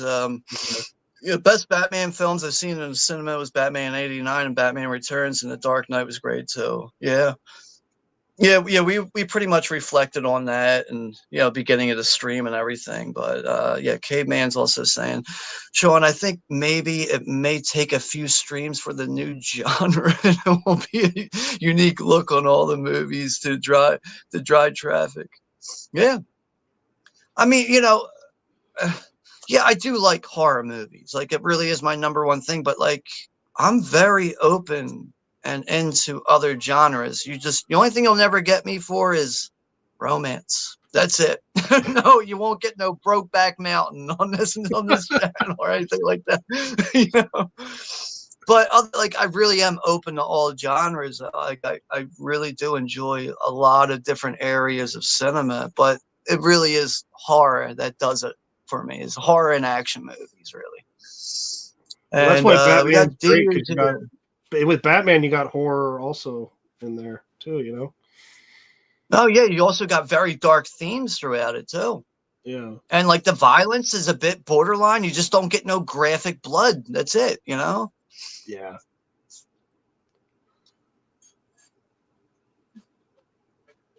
But yeah, we got Diaz here from Woo Riders. What's up? Always bring your own snacks and popcorn to the movie theater. Yeah, that's very true. And you know what? I learned this years ago. Best thing to do is go to the fucking dollar store. Buy your snacks at the dollar store, and then go to the movies. Fuck that $12 fucking bag of popcorn, man. That's true. But yeah, D, you're definitely right about that. Caveman saying this could have served better as a documentary. Everything you ever wanted to know, how to become become a said Batman. Yeah.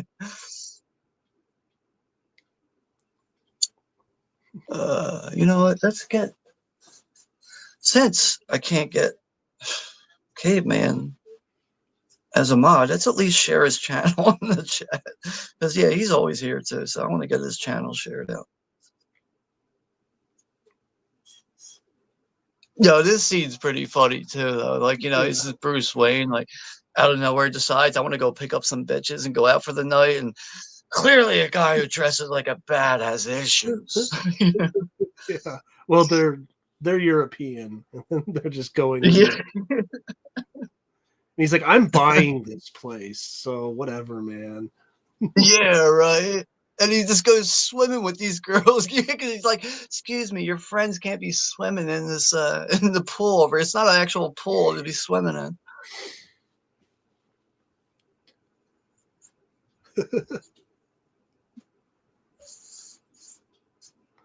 Yeah, he regrets it though once he runs into Rachel.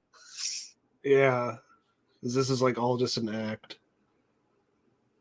But like, he's sober too. It's like, yo, you had one glass of champagne. Like, you're jumping in pools with these random fucking call girls. Like, Jesus Christ. If I was jumping in pools with call girls, I think you'd have to have me like smoking angel dust and doing fucking some yayo or something all night or something.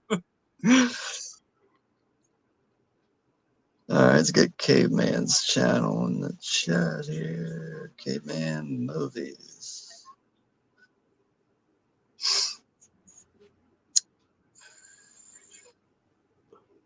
Share that. Where's my damn stream?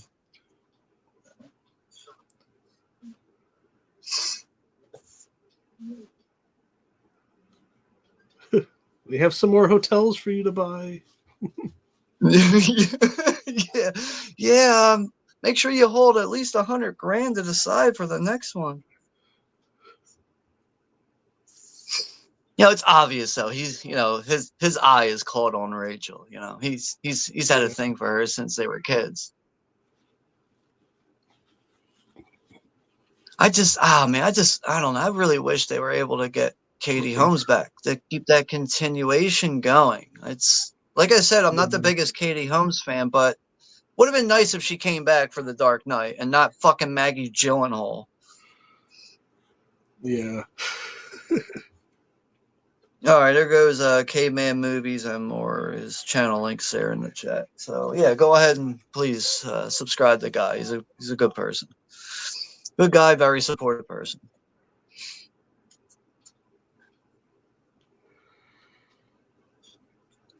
Yeah, like even though what's his name? What's his name again? This mob boss, Coney. What's his name? Carmine Falcone. I'm like Carcone. Carmine Falcone. Yeah. He's too cocky, man. Like, all right, yeah, you got people bought off, but like, you're gonna have to answer to someone someday. It don't matter how many dollars you have, but that's, I guess, is where like mob bosses really get in over their heads. Yeah. And he's about to meet the Scarecrow, so. Yeah, right. Would you like to see my mask?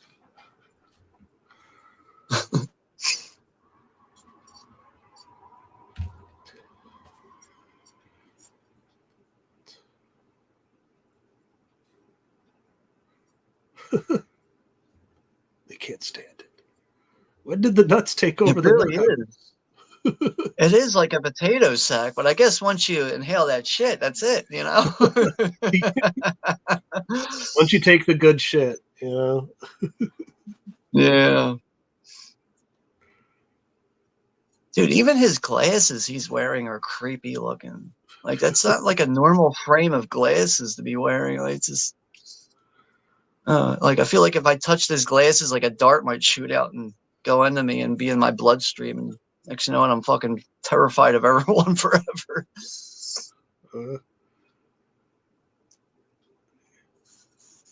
Gary Oldman taking give me a few seconds. I'll be right back. Give me a few seconds.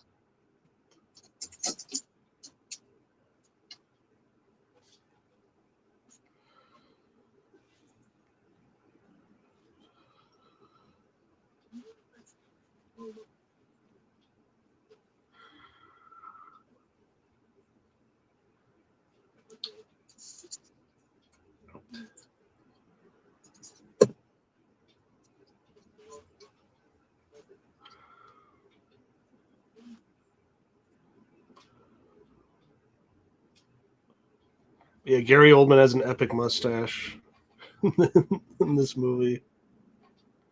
I guess if you're a cop, you gotta have a mustache, right?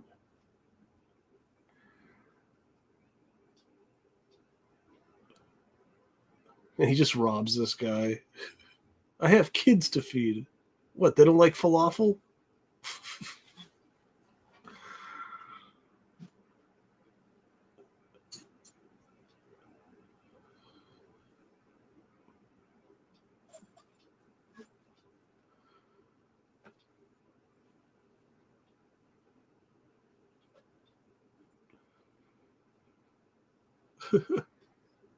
Swear to me. I swear to God. Swear to me.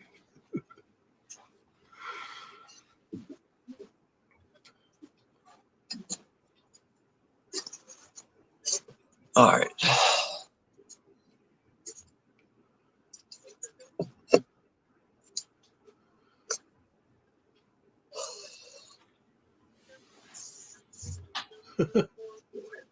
Yo, Batman makes this guy fucking turn around real fast, man.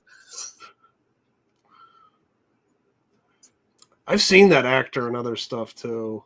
The guy. I know he's on like Sons of Anarchy. He's like one of the main guys in that. He's been in plenty of other things. I just don't know his name like the back of my hand. I know he's also in The Mandalorian, the Star Wars show. He pops up on there. Oh, really? Okay.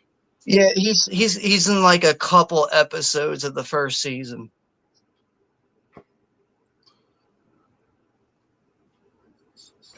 Yeah, I haven't watched a Oh lot yeah. of Star Wars. I mean, Like I dude, new Star Wars is tough, dude. It's very tough to get in though. I've always been a huge Star Wars fan, but man, like the only new like the put it this way, the only like stuff that's newer that I've enjoyed is Rogue One, which is a prequel to the original Star Wars. They did a really good job of making that just flow right into the original 77 movie and The Mandalorian. That's really it. But the Andor show, which is like only 2 seasons, that is okay. That's watchable, but I mean, they got this like skeleton fucking crew show with all these little kids, and it's like, the fuck is this? There's actually, you know what's funny? Andor season 1. At one point, you almost get nudity in it. I was like, yo, really? you got a girl in her underwear right now on Star Wars? You gotta be Wow. fucking kidding me. Like, wow. And this is Oh, Disney too. Disney's supposed to be very uptight. Like, no. I was like, yo, you got a girl like almost down to her underwear right now. Like, holy shit. Like, what's this supposed to be? Some like Princess Leia Sarlacc pit bullshit right now? yeah, I've been meaning to watch the Obi-Wan show because I like the prequels and the originals, but I And heard it wasn't that good. So yeah, it's got its moments. It's got some cool flashback scenes where it's like Ahsoka and Anakin working together because that's like Anakin's her apprentice, and oh, yeah, and then there is a showdown where it's Obi-Wan up against Vader once he's fully morphed into Vader, and like he gets his fucking mask cut in half, and it's just I don't know, man. It's just not that good, man. And you could just another thing I don't really like about the Kenobi show is it focuses on Princess Leia as a kid, and it's supposed to be Obi-Wan guiding her on her way, and it's just like, no, man, it's just not what? even canon. What the fuck, man? Wait, Obi-Wan's guiding Leia. What? Yeah. Doesn't even make any sense. He's supposed to be stuck on Tatooine. Uh, well, see, that's another thing. Like with him being stuck on Tatooine, it's just like once he gets on Tatooine, it's just bang. He's got no memory of anything now. He doesn't even remember Order 66 and all this stuff. It's like, What? wow, really? Like you just went from being like the top tier Jedi Knight to out of nowhere, you don't remember shit, and you're not even drinking. Like what the fuck? What? It's yeah. I don't know. Maybe I should watch it so I could just rant about how terrible it is. It sounds terrible. I see. I got through it. Like I don't know. Like I've gotten through a lot of those shows, man. Like I bought a lot of the bootlegs at the flea market. They're only like $5. I'm like, all right, I'll just buy this shit because That's there's no worth way it. I'm paying for Disney streaming. No way I'm paying for No Disney way. streaming service. Fuck No that. way. I ain't giving Disney money. Yeah. And another thing is like, actually when it comes to buying like physical media releases from Disney, like it's like everything from Disney is always like it's like $10 more than like a Warner Brothers release. Like why? Like why is Toy Story $15 more? Why is A Nightmare Before Christmas $20 more than this other movie? Oh man, I don't get it. And I Because also heard recently there was an article online that Disney went and put The Abyss on their streaming service, and they pulled it because there's a scene where a rat gets drowned underwater in a science project. And the rat doesn't even die. They were like, oh, no, we got to pull that. Why? it doesn't Nothing even happened. die. Exactly. He's breathing The like rat liquid doesn't die. oxygen. He's like breathing liquid oxygen. Yeah. Apparently Disney overreacted on that, and they were like, no, pull The Abyss from our What like streaming service. You're gonna ruin kids because this rat didn't die. probably PETA complained or something. It's like Yeah, you're probably right. some dumb, some dumb shit. Oh, shit. It's like that 99.9% of people do not care about, but they listen to these activist groups or something. Yeah, Greg saying I used to sneak my own snacks in there before you start checking and not allowing backpacks. Yeah, the theaters I go to, they don't have like metal detectors, or they don't say, "Hey, open your bag, let me look in there." Like, dude, you got a jacket on, you stick your shit in your pockets. But maybe it's different in certain areas. I just know in where I live, like, you can get inside with an Uzi and a full fucking Mac 10, like anything. You can get in that theater with anything you want, man. Yeah, the food's so ridiculously expensive. Yeah, like well over $10 for a small bag of popcorn. Like, okay, it comes with melted butter. Like melted butter. Like, no, I can wait till I get home to get cheaper popcorn. Yeah. Yeah, caveman. That's a comment now. Gary Oldman always drawing the dramatic physical changes and incorporating items into the character's costume background. Yeah, it's very true. I mean, even him in True Romance as Drexel. The wannabe black guy. He's a white guy with dreadlocks. And he must have thought it was White Boy Day. Yeah. That Is it White fucking Boy role Day? was outrageous, man. It ain't White Boy Day. Yeah, he must have thought it was White Boy Day. The fucking role is so outrageous, man. But I don't know, man. To me, like, no one compares to Gary Oldman, especially in that time period. Like 85 up to like 95, like he was just anything he was in was just he was over the top intense, and he did not break character ever. Yeah, I probably got to go with. Thing.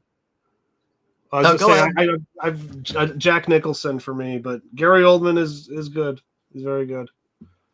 Yeah, no, there's no denying Nicholson, that's for sure. I mean, One That Flew Over the Cuckoo's Nest, The Shining. You can keep going on the list with that.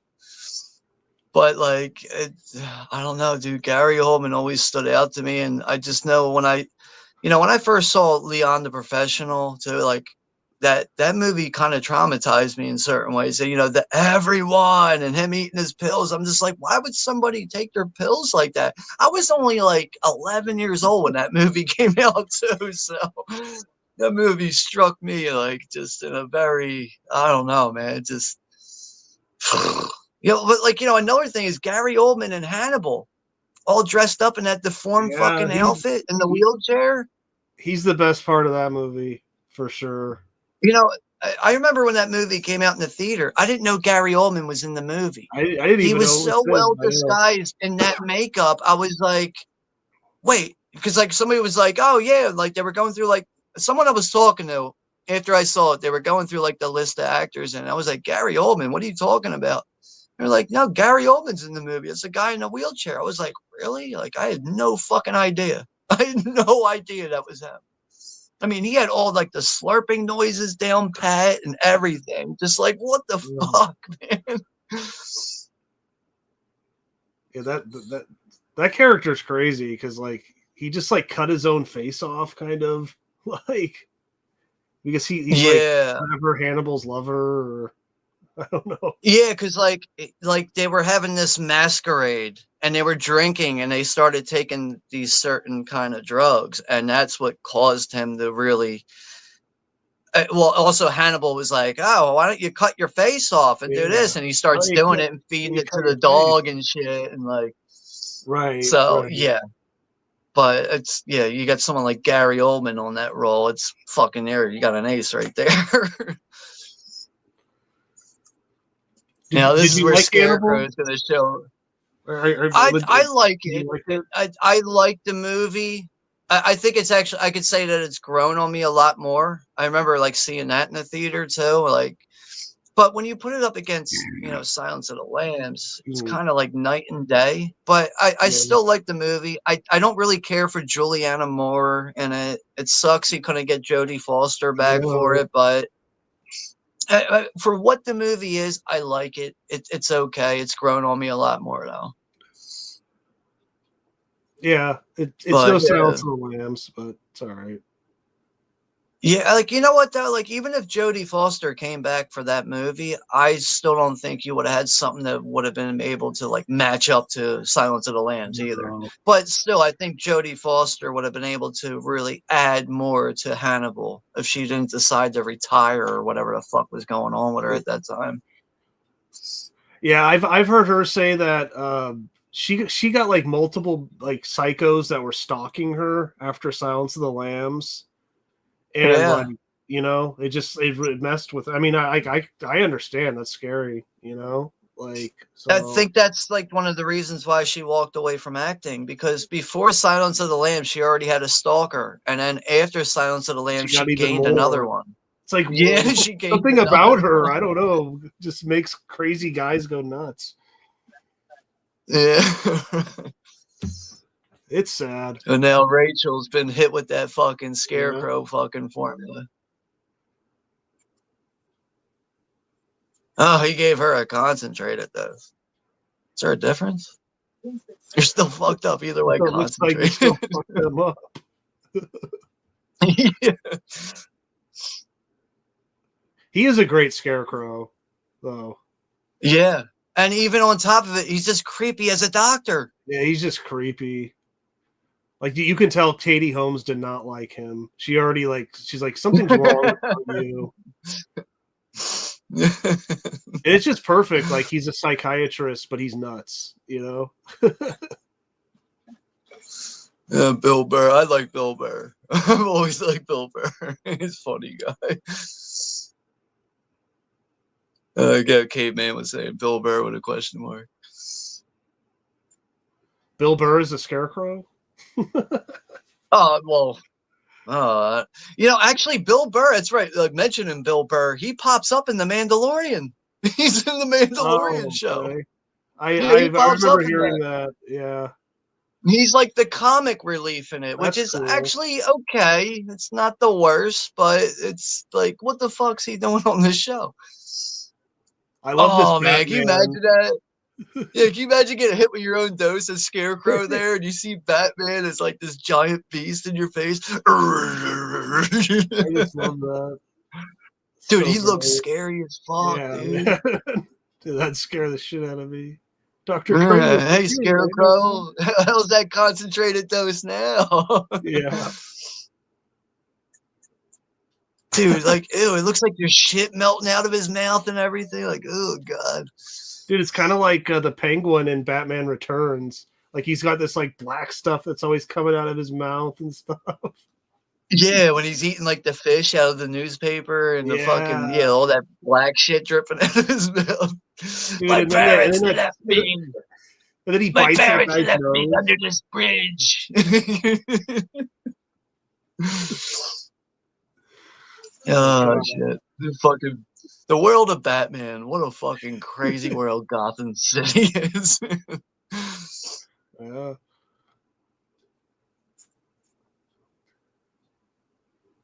yeah. Gordon Gary Oldman. He he's got an epic Yeah. mustache in this. Oh yeah. And yeah, just even the slick back haircut, the glasses, everything's just perfect about that character, man. But where are we at in this movie right now? We are okay. Yeah, we're definitely past the halfway mark. We're at I'm at 1:30 and 10 seconds right now. So hour 30 and 10 seconds and counting. Dude, the fact that Batman could just dip down on a wire and grab someone without making any noise, except for some little slight whipping noises on the way up. You're He's Batman. Oh yeah, this is great. He even uses the bats. Yeah, that's right. Yo, I forgot about this when I was watching this on my own. I was like, why are these dudes all like creeped out by this noise? Because like even Gordon's like, what is that noise?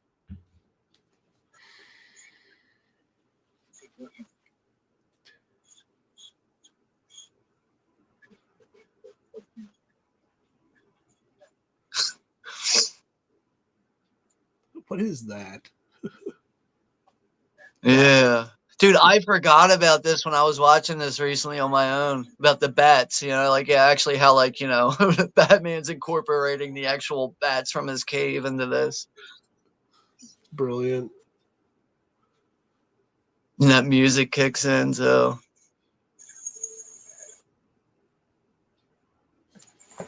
Yeah, Yeah. police ain't got no tactics for that, right? You ain't got no training for wildlife, do you? I think it'd be so epic if like Nolan was paid a bunch of money and they made a fourth one with Bale, like he comes back like one more time. I don't know. I think It's that'd be funny. so epic. It's funny you say that because, like, there's times where, or at least recently, I was like searching Batman stuff, and I'll see an article that says, "Could Christopher Nolan come back with Christian Bale for a fourth movie?" And it's obviously it's a bullshit article. There's no truth to it, but I really think Christopher Nolan. I think that ship's already sailed. Yeah, he's over it. I think the money would have to be right to get him interested. Yeah. I Probably mean, never like, happened. I mean, at this point, we have the Batman. Like, that's like the most like in thing that's going on with Batman. But if I heard legit news that Christopher Nolan was coming out with a fourth Batman, I'd be like, "Fuck it, dude! I'm sold. Let's do it." Yeah. But I'd be really interested to hear who the villain would be. I would like to see an actual Mr. Freeze, but that'll probably never happen. But because I don't know, have you seen the did you ever watch the animated Batman back in the 90s? Yeah, I remember watching. I used to come home from school every day and watch that shit. It would be on TV as soon as I get in the door. I used to watch that shit. There's a really good. I remember watching that. I think it's like 2-part episode called Heart of Ice. Check it out. It's about Mr. Freeze. It's a great episode. I think it's two episodes. See, like, I really remember, good. like, what's funny? Like, I would go to school in the mornings, and I used to watch a show called Mighty Max in the mornings. I don't know if you remember Mighty Max. I used to watch that in the morning. When I would come home from school, the Batman, the animated series, would be on TV, and I would catch that when I got home from school. But I mean, Mr. Freeze. But there's so many good Batman villains. But I think you could do a more down to earth Mr. Freeze. But probably never happen. I don't even think Nolan's really working with WB anymore. So Yeah, you're probably like. I think the Oppenheimer movie. I think that was through Universal. So I think you're right about that Warner Brothers thing. Yeah, I don't think he has a contract with Warner Brothers anymore. No, they pissed him off because they were like going to release all of his stuff, like Tenet, or I think it was Tenet, that they didn't really want to do a theatrical run with it because of the what happened, and it was something like that. He had a beef with them that they were just going to release all their stuff on their digital platform instead of do theatrically. And I think they lied to him or something. I don't know.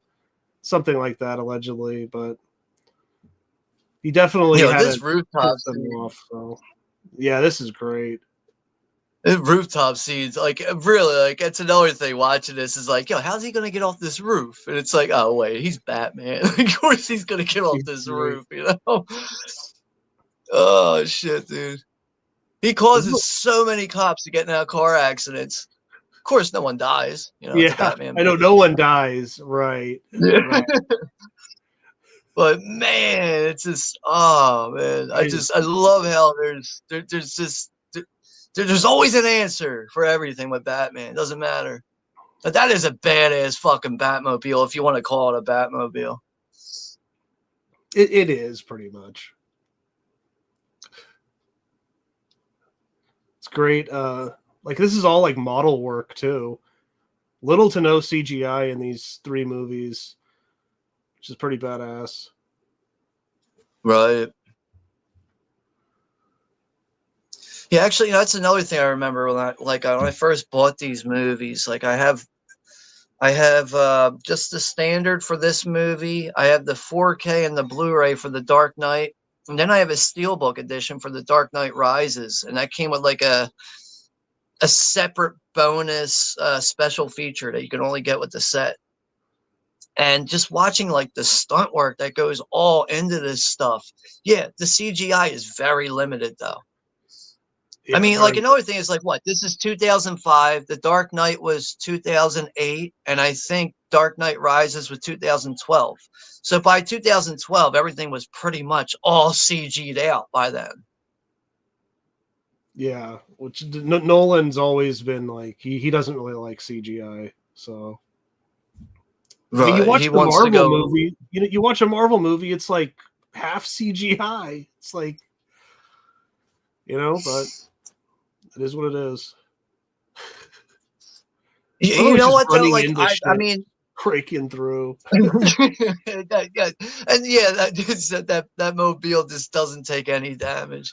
And now Rachel's like passing out from the fucking hallucinogens here. This is where Batman's like, Rachel, Rachel! That was like a Rachel, we're meme. driving into a waterfall.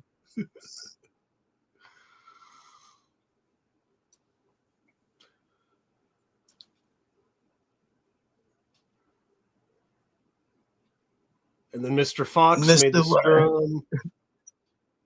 Oh, I Nice. thought it said like Mr. Wine. So it was like trying to realize, does it say Mr. Wine? Well, I was like, Mr. Wayne, Mr. Fox has made a delivery. Yeah. Oh shit. So now, yeah, that's right. All the water flow throughout the city is all spiked now with that concoction from the Scarecrow. Yeah, so it's like in everyone.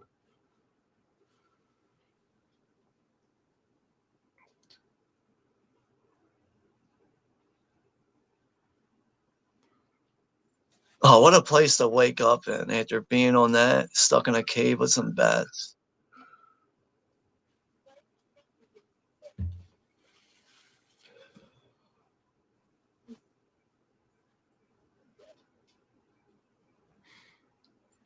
So would you go with the first Tim Burton's movie? I mean, what's like your favorite Batman movie? It's The Dark Knight. I mean, it's probably Yeah. cliche, but The Dark Knight, dude, it's just, Yeah, I'd probably go with it that one just, too. Dark Knight is just, it has everything I could really want. Just even the way that movie opens up with the whole heist and how, the Joker sets up all the guys against each other, and that's the way the movie plays out. And I mean, like one of my favorite lines in that movie is when the Joker is like, "What? What? I don't want to kill you. What would I do without you?" Like, I know. it's such a fucking insane line. Like, once you hear that, it's like Jesus Christ, Joker's out of his fucking mind. Like he lives for having Batman run him all over the city. He just loves it. Yeah. Yeah, it's a shame that he died. Yeah, Heath Ledger, man. I know he did he did this movie after The Dark Knight. I don't know if you remember the movie he did after. It was like Yeah, supposed to be this kind of like kids movie. Like, it's a Terry Gilliam um, movie. is that what it was? A Terry Gilliam movie? Yeah, 'Cause, it like was.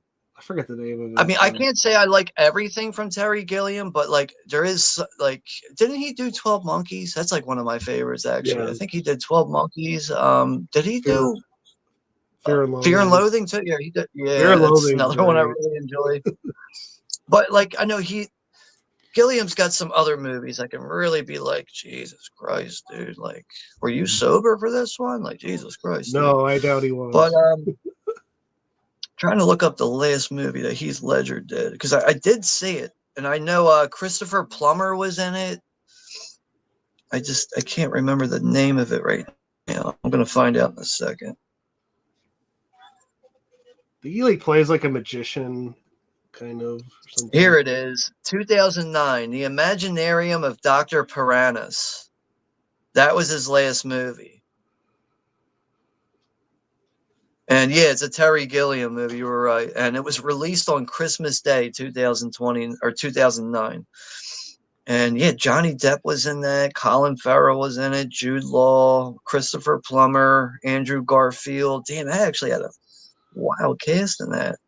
But I only saw it the one time, and I only saw it because it was like, oh shit, Heath Ledger died. And like, this is his last movie. Let's give it a watch. But yeah, definitely nowhere near what The Dark Knight is. But yeah, that's just a shame, man. And, apparently Jack Nicholson tried to coach him through that role. Tried giving him some pointers. Tried helping him out with taking that role, and apparently he also told him like you shouldn't be taking drugs while doing a role like this, and he was doing drugs and here and there, and so who knows. But that's life, man. No one's guaranteed tomorrow. That's true.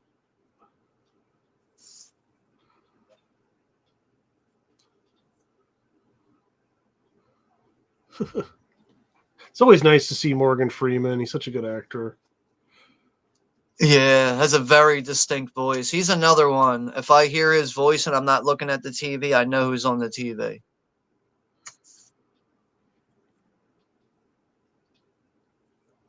No, I really like him in Shawshank, though. I think that's probably my favorite Morgan Freeman role. That or Seven. Probably, yeah, Shawshank or Seven's probably got to be my favorite Morgan Freeman role.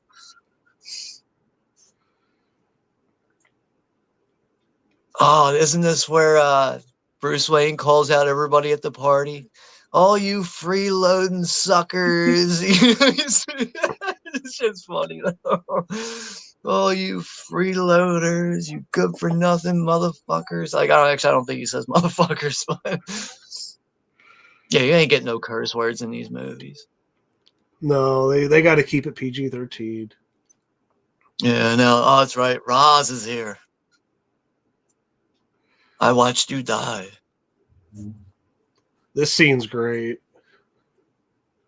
His method's supernatural. Another thing is like, we haven't seen Liam Neeson and Roz, and, we haven't seen them in a while. So it kind of, another thing with how the pacing is in these movies can make you forget about these characters. Yeah, it sneaks up on you.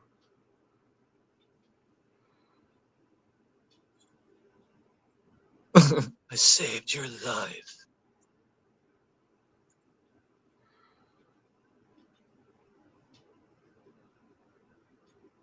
You are welcome to explain the situation to them. Such good dialogue. Like, it's so good. Right. All right, we got V is here. Manta Black. Hey, V. How you doing? Thanks for stopping by. We are coming up on the final act shortly here. I think we're on about the final half hour right now. Here, I'll be right back. Okay, take your time, bro. But yeah, we're at the part where Bruce Wayne's like, "Oh, you freeloaders, time for you all to go home now." He's calling everybody out at this party that he personally invited all these people to.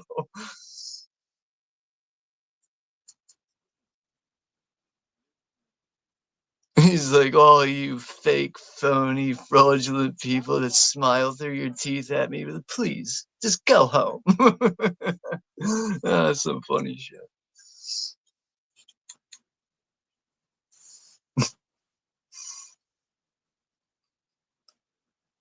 Yeah, I hope all is well with you, V. Thanks for stopping by, though.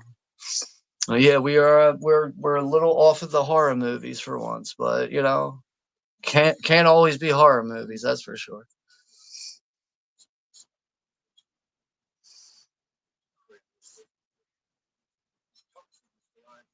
I haven't took a look at some video clips in a while.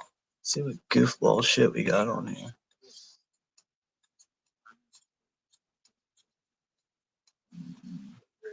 Haven't seen this one in a while. Oh my god! Oh my god.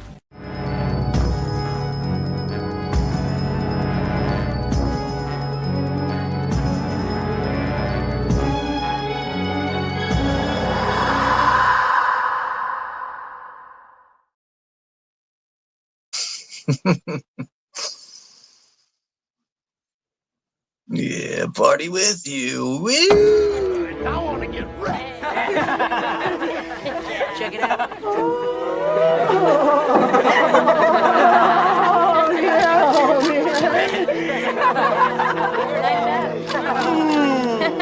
Smoking, snorting, shooting, sucking, toking, popping, dropping. Let's do it little thing. A party with you.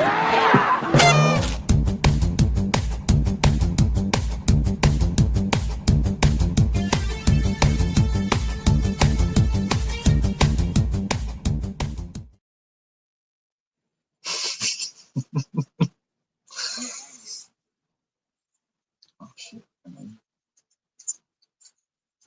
Nothing in my subtitles. You know what? I'm not touching any buttons. I'm going to throw it up. It's going to turn the volume up. But yeah, so it looks like we'll be doing The Dark Knight. It looks like we'll be doing that on Thursday, more than likely at the same time, 10 p.m. Eastern Standard Time. So I think that'll be the next stream for the next Batman movie. And I think we're going to close it out on Sunday, June 30th. Is probably when we're going to close it out with The Dark Knight Rises, but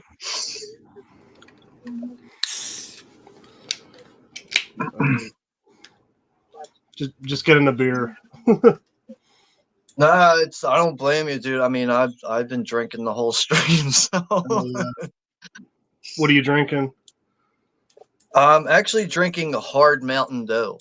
There's liquor in the Mountain Dew, so but it's 0 sugar. That's the only thing. But it's a good thing that there's no sugar in it, because yeah, to drink like 6 of these with like a bunch of fucking like soda sugar in it, that shit's gonna burn. So it's like, yeah, there's 0 sugar in it. This is Live Wire Orange Hard Mountain Dew. Okay. That's what this is. Let me see if I could solo that so you can get a better shot at it.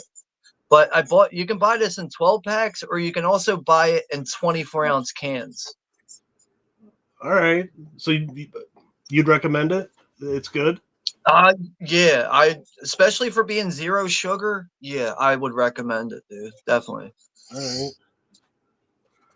Yeah, I don't know if you guys have these over there, but Pizza Port. Why does that look familiar? What is like that? a session IPA, and it won't focus. What's the brand? Pizza Port. Pizza Port. Brewing company. I don't think I've ever heard of that. Like, I mean, I like IPAs, but I don't think I've ever heard of that. It looks interesting though, with that pink and like teal color in that can. It looks interesting. Like, it's something that would grab my eye at a store. It's like a session IPA. It's like it's not quite as like strong as a full IPA, you know? It's more just like a relax kind of thing, but it's good. Like, because like we got some good craft beer in SoCal. You know, like I'm not sure if it really gets over to the East Coast, but it's not bad. Where I'm at in Philly, like, I swear to God, like, we get everything. Like, all right, like almost like imported, domestic, like anything that's really available. Like, yeah, we do have good selections of things here in Philadelphia. Yeah, I guess, if you live anywhere near like a major city, you should have like, decent selections of things. But yeah. But I do like IPAs. Not too big on stouts. I do like lagers. I try to stay away from light beer. I don't like light beer. I just can't. Yeah. Light beer. I'd rather drink straight water than light beer. So, like, if someone was like, "Here, you want a Bud Light?" I'd be like, "No, give me the bottle of water. I'll take that." What about Coors Light though? I think that's okay. Better than Bud Light. I can drink it. But I'm not going to get drunk off of it. Like, I'm not even shitting you. I could drink a 12-pack of Coors Light and I won't get drunk off of it. It just won't do nothing. Like, I won't even get that nice little buzz that I usually get off of drinking these things. But I just light beer. Actually, you know what's a light beer I didn't mind was Heineken Light. I don't know if you ever had Heineken Light. That's Yeah, kind those of a aren't bad. lager. Those aren't bad. Like Yeah. I remember trying that at a barbecue I was at. They had that in the cooler. I was like, yo, I like Heineken. I never had a Heineken Light. I was like, I'll try that. I tried it. I was like, wow, okay, and realized that lager light could actually be good. But That's kind of yeah, like like a I mean, like you know what though? Like I think the taste of Coors Light for being a light beer, it is tolerable, but good luck getting drunk off of it. I'm not going to get drunk off of it. I can drink a whole 12 pack and beyond. I'll still be walking around like nothing happened. yeah. Heineken But Light's I kind of mean, like an like Amstel Light. I don't know if you ever tried one of those. yeah, I've had Amstel Light, and or even like, well, I know. Actually, I never had a Stella Light. So I don't know if you ever had Stella Yeah. Artois. Yeah. That's a decent. You know what? That might be a Pilsner actually. Stella. I don't know, but I mean, like lately, I've been buying these 12 packs of the hard Mountain Dew, and it's like a mixed flavor pack where it's like orange. You get live wire orange. You get Baja Mountain Dew Baja, and you get the regular lemon lime that's in there, and then I think it's watermelon is the other one. But like I think all the flavors are fairly decent, and I get a decent buzz off just drinking 6 of these. So that's all I need. Maybe I'll check them out. I usually just stick to beer though, but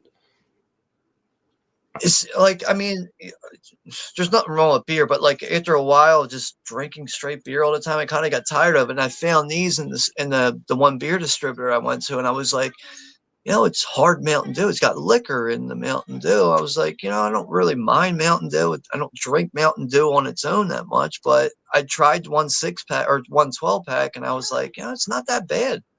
I think it was $21 for a 12 pack, which is a little pricey, but I don't know. I just felt like I wanted something different from beer for once. And there was no way I was buying fucking wine coolers or anything like that. So, no. Yeah. God no. yeah, like at like Boone's Farm, like buying a bottle Oh of Boone's Farm or man, something. We used to dude. do that when we were kids, man. I remember doing that shit when we were like 13 years old. We used to Yeah, get a runner to go in the store, like, yo, buy us a bottle of strawberry Boone's Farm. We would just dude, chug that shit between like 5 people. that's funny. Hey, have you ever seen that movie Uh, Sideways?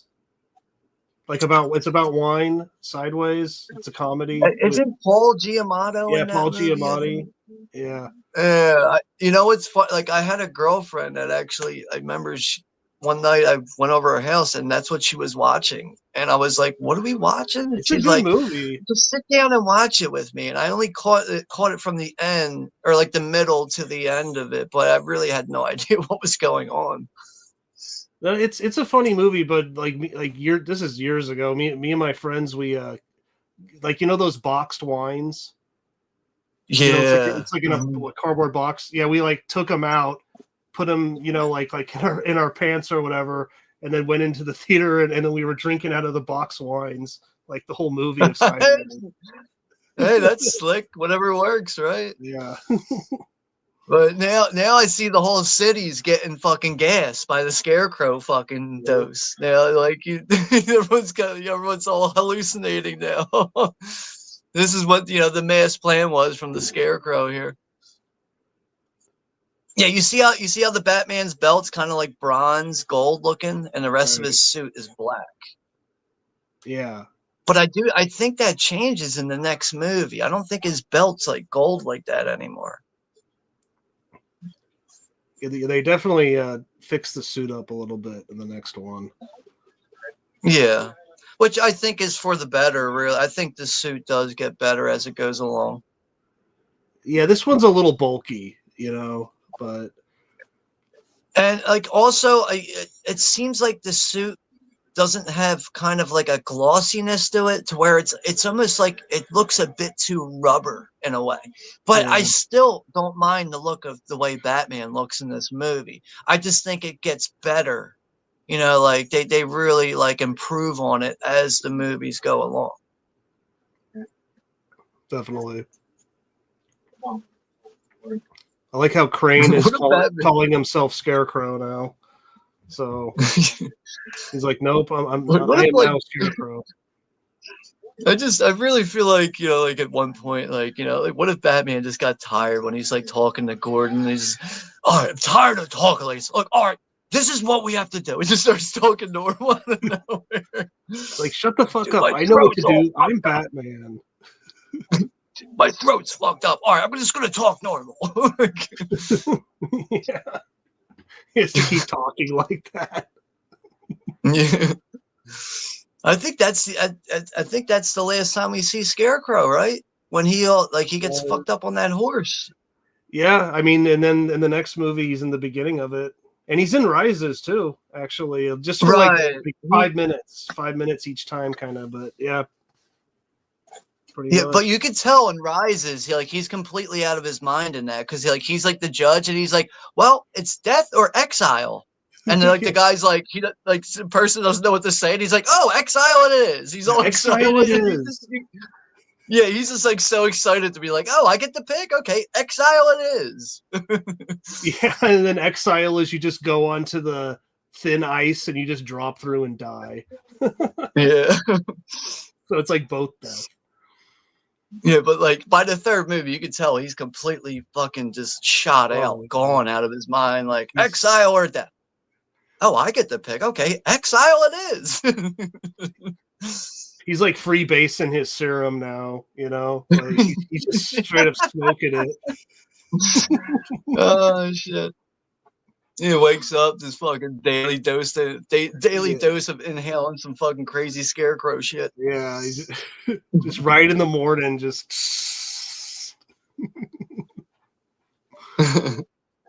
this scene's great. I don't know if you agree with me or not, but I really feel like Rachel, by the end of this movie, she should know who's in the suit. I get the vibe that she's like, I know who's in there, but I can't call you out on it. I don't know, man. I feel like she really, by the second movie know who he is. I forgot. No, it's not. I'm pretty sure if I remember correctly, it's not like blatantly put out there, but I just feel like deep down inside she knows it's Bruce, but she can't call him out on it. Yeah. But that's just my own theory. Yeah, I think you're right, probably. Because I'm pretty sure by the end he talks with Alfred about building his house again, brick by brick and everything. Then he has a conversation with Rachel, and I feel like there's enough look in the eyes there to be like, all right, I know it's you, Bruce, but I can't call you out on it. Like, Oh, that's right. I forgot. Commissioner Gordon gets to drive the fucking military mobile now. This shit is kind of funny when he goes into that little one-seater thing. He's like, what? You got to give Gary Oldman, man. He just he heightens these movies, just like he's such a legit actor. Dude, nobody was better for Gordon, man. Nobody was better than Gary Oldman as Commissioner Gordon.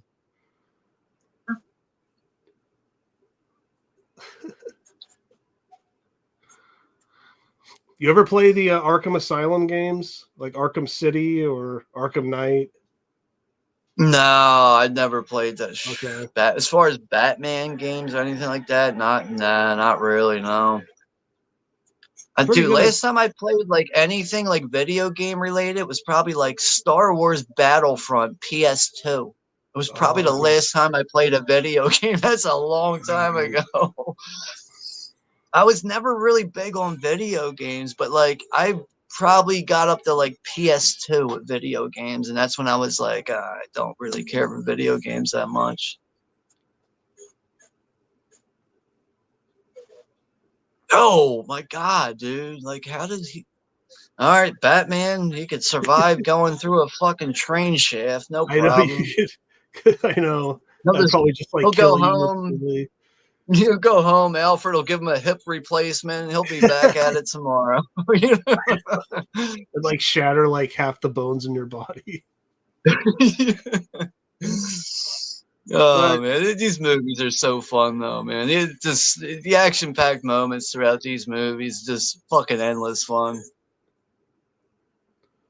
Yeah, this train scene's great. All right, now he's on the train. Now he knows. All right, it's you and me now. He underestimated Batman. He thought Batman was gonna like succumb to all the gas and everything. Like, come on, man. You guys fucking train this motherfucker. You guys should know better. How about Liam this? Neeson, man. Liam Neeson's been in Star Wars, Batman. I mean, I guess only the first Star Wars, right? Episode 1, but I think he's great in that. Yeah. No, he is. He's definitely good as Qui-Gon Jinn in episode 1. You know, he gets knocked off by Darth Maul, which I think is probably one of the most surprising moments in that movie. Actually, I didn't think he was going to die in that one. I thought he would be around for the next episode. Yeah, some people hate Phantom Menace, but I've never hated it. I mean, it's not as good as the first, the original 3, but I think it's okay. It's grown on me. I think the Phantom Menace has really grown on me. Episode 2 is not grown on me. Yeah, I don't know. Episode 2 still sticks where it's at. It just doesn't grow on me. But I mean, it's really about Revenge of the Sith. I think that's the best one out of all 3. But I really do feel like Phantom Menace has grown on me a lot more. I mean, the end fight is great, at least, right? Every time I see Jar Jar on screen, I just want to fast forward. Like, damn, dude, shut this dude up. Yeah, he's pretty bad. But, George Lucas was like, well, the reason why Jar Jar's in the movie is, like, it's supposed to be the equivalent of, like, not having C-3PO in the movie. And it's like, yeah, but, all right, so C-3PO had corny one-liners and was a little bitch, but he wasn't yapping around and looking like this fucking weird dinosaur with flappy dog ears and all this shit. Like, yeah, and plus, Jar Jar is something that's alive, and then C-3PO is an android. Like, I don't know. I feel like the droids on their own are so relatable to kids. Jar Jar is just, all you need. It's like, what the fuck, dude? Like, what were you thinking with this shit, man? Heck, and C-3PO's in Phantom Menace because Anakin built him, which is stupid. Yeah. But yeah. And R2-D2's in the Phantom Menace. Well, by the end of the movie, they had the droid's memory card thing wiped or whatever. It's like, oh no. Which is kind of messed up. It's like, he's gonna wipe my mind. Okay. I love that line when he's like, I don't have to kill you, but I don't have to save you either. And he just bails out on that train. Like, that's such a good line. I don't have to kill you, but I don't have to save you either. Yeah, I mean, it's kind of a loophole in his don't kill, but it works for me. Wait, actually, I think the line was like, you're not gonna die by my hands or something like that. Like he specifically like says like, the fact that he's not physically doing it himself, but yeah, he alters that deal a bit there. Yeah, and there's Gary Oldman. That's great that he gets to be in the Batmobile or the Tumbler or whatever. Yeah. It's funny to think, too, how this movie starts out like he was chasing this nutcase across the city. And it's before, Batman really had his suit and all of his gear and all of his training put into place. And now everything's set into place. And it's like, the Commissioner Gordon finally has relief. He no longer has to give in to the fucking crazy mob people. He has people actually being there from what he wanted to start out as with being a fucking commissioner. He actually wanted to fight crime and make a difference, and now he can make a difference because of Batman. Right, Batman cuts past all the bullshit. Yeah. So now, Rutger Hauer's gonna get fired. I bought most of the shares.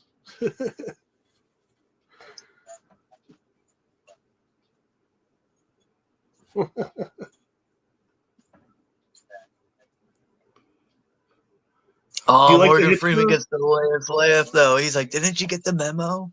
Oh, yeah. Yeah. Oh, it's so good. Yeah, he just fires them, right? Yeah, I really think, Nolan's trilogy is just it's never going to age. It's going to age well, I should say it's going to age very well, these movies. I think these movies, you'll be able to watch these movies when we're on our fucking deathbeds. They're still going to be relevant and still be very effective. I mean, they're good stories at the end of the day, you know? That's Yeah. why I think it's so effective. So, okay, I did time this fairly well. All right, so we're not going to go 3 hours. We're going to go about, it should be done here in about 5 or 10 minutes. I think the movie's going to be over. Yeah. This is with him with Katie Holmes. Yeah, it's too bad she's not in The Dark Knight. It really is. I just, like I said, I'm not the biggest Katie Holmes fan, but just to make that No. continue properly, just it would have been nice. And then when you realize it's Maggie Gyllenhaal, it's like, Yeah, Katie Holmes is hotter than Maggie Gyllenhaal. I'm sorry. You know? That's probably my only real flaw with the Dark Knight, honestly, is just seeing Maggie Gyllenhaal in that movie. And I know she does get knocked off and everything, but I don't know. I just would have been better to stay with the same actress. It's obviously I guess Tom Cruise got in her head and was like, if you fucking do that Dark Knight movie, I'm going to make you scrub boats with all the Scientologists out in the Mediterranean. What was that? The fucking, what's that part of the fucking world they're always like sailing to? With their Navy, Sea Org? Yeah, I don't know. They like make people like scrub boats and all this shit. I don't know. Fucking Scientologists, stupid fucking religion. Dude, I'll never forget that time I saw that HBO documentary, dude. Like my stomach was like turning. I was just like, I can't believe there's thousands of people buying into this fucking new religion. Wow. Yeah, it's people with a lot of mental issues, I think, and they think it will fix them or something. But and then, like, you know what else is crazy? When you leave, if you decide, you know what, I don't want to be part of the Scientology anymore, they come to your house and they start fucking your house up and breaking into your car, and they make sure that they make your life a living hell. How is that supposed to be religious? You know, like what? Yeah, man. They'll like hire private investigators to follow you around and harass you. Yeah. Yep, you're right. Like, oh man, it's just this is why I'm agnostic, dude. I'm either you can put me in the agnostic category or you can put me in the fucking whatever. Put me in an agnostic, please. Write me down for agnostic, please. Hey, Christianity isn't as bad as Scientology. Come on. You know what? I ought to. You know what? Yeah, you're right. I will take Christianity over fucking Scientology. Yes, I will. I'll take anything over Scientology. Like, have you seen that South Park episode about them? Like, they're nuts. I haven't watched South Park in a very long time. I'm gonna say I probably missed that one, but maybe because like sometimes I feel like I do catch like certain clips and stuff on YouTube though. Yeah, you should check it out. It's funny. And this is when he talks about the Joker right here. Right, yeah, he shows the calling card here, which really is what introduces the Joker into this now. What a perfect way to introduce him too, because you don't have to cast him yet. You just show a card with a cartoon character on it, you know? Right.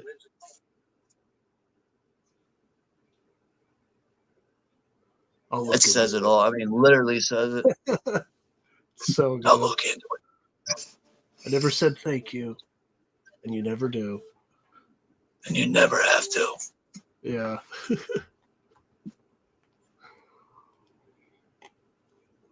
No, he's always got an answer to every one-liner, right?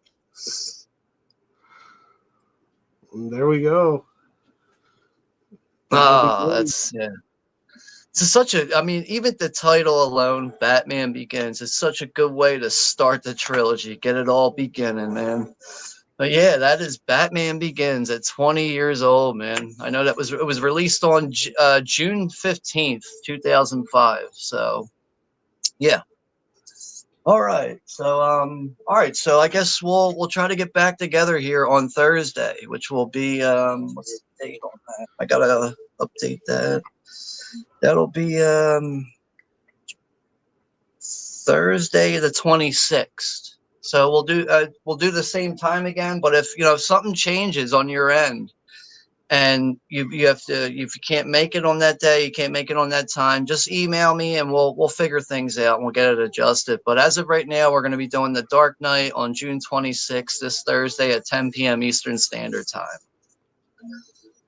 Anything you want to share here before we check out of here, Alex?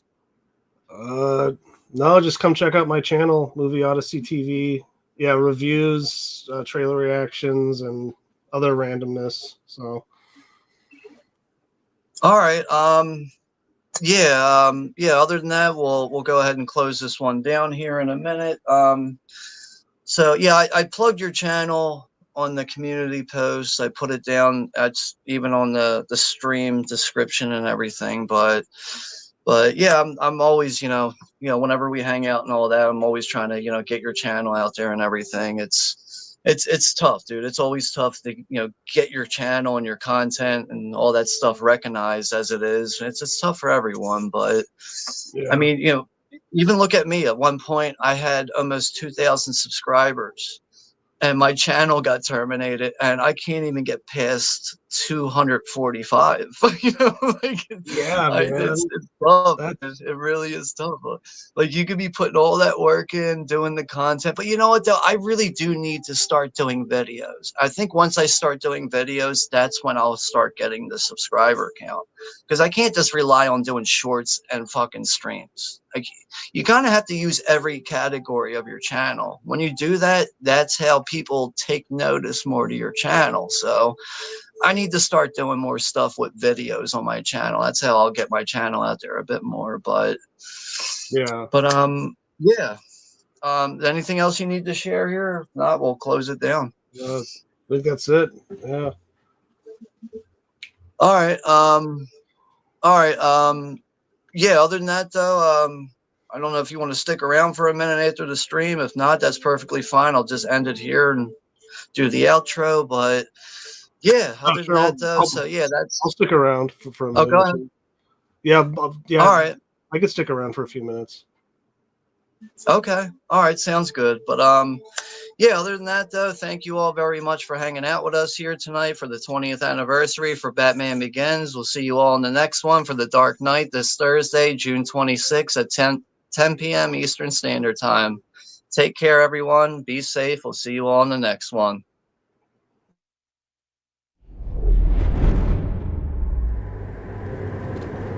You've traveled the world. Now you must journey inwards. What you really fear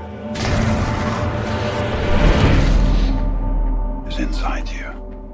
There is no turning back. The parent's death was not your fault. The training is nothing. The will is everything. If you make yourself more than just a man, if you devote yourself to an ideal, you become something else entirely. Are you ready to begin?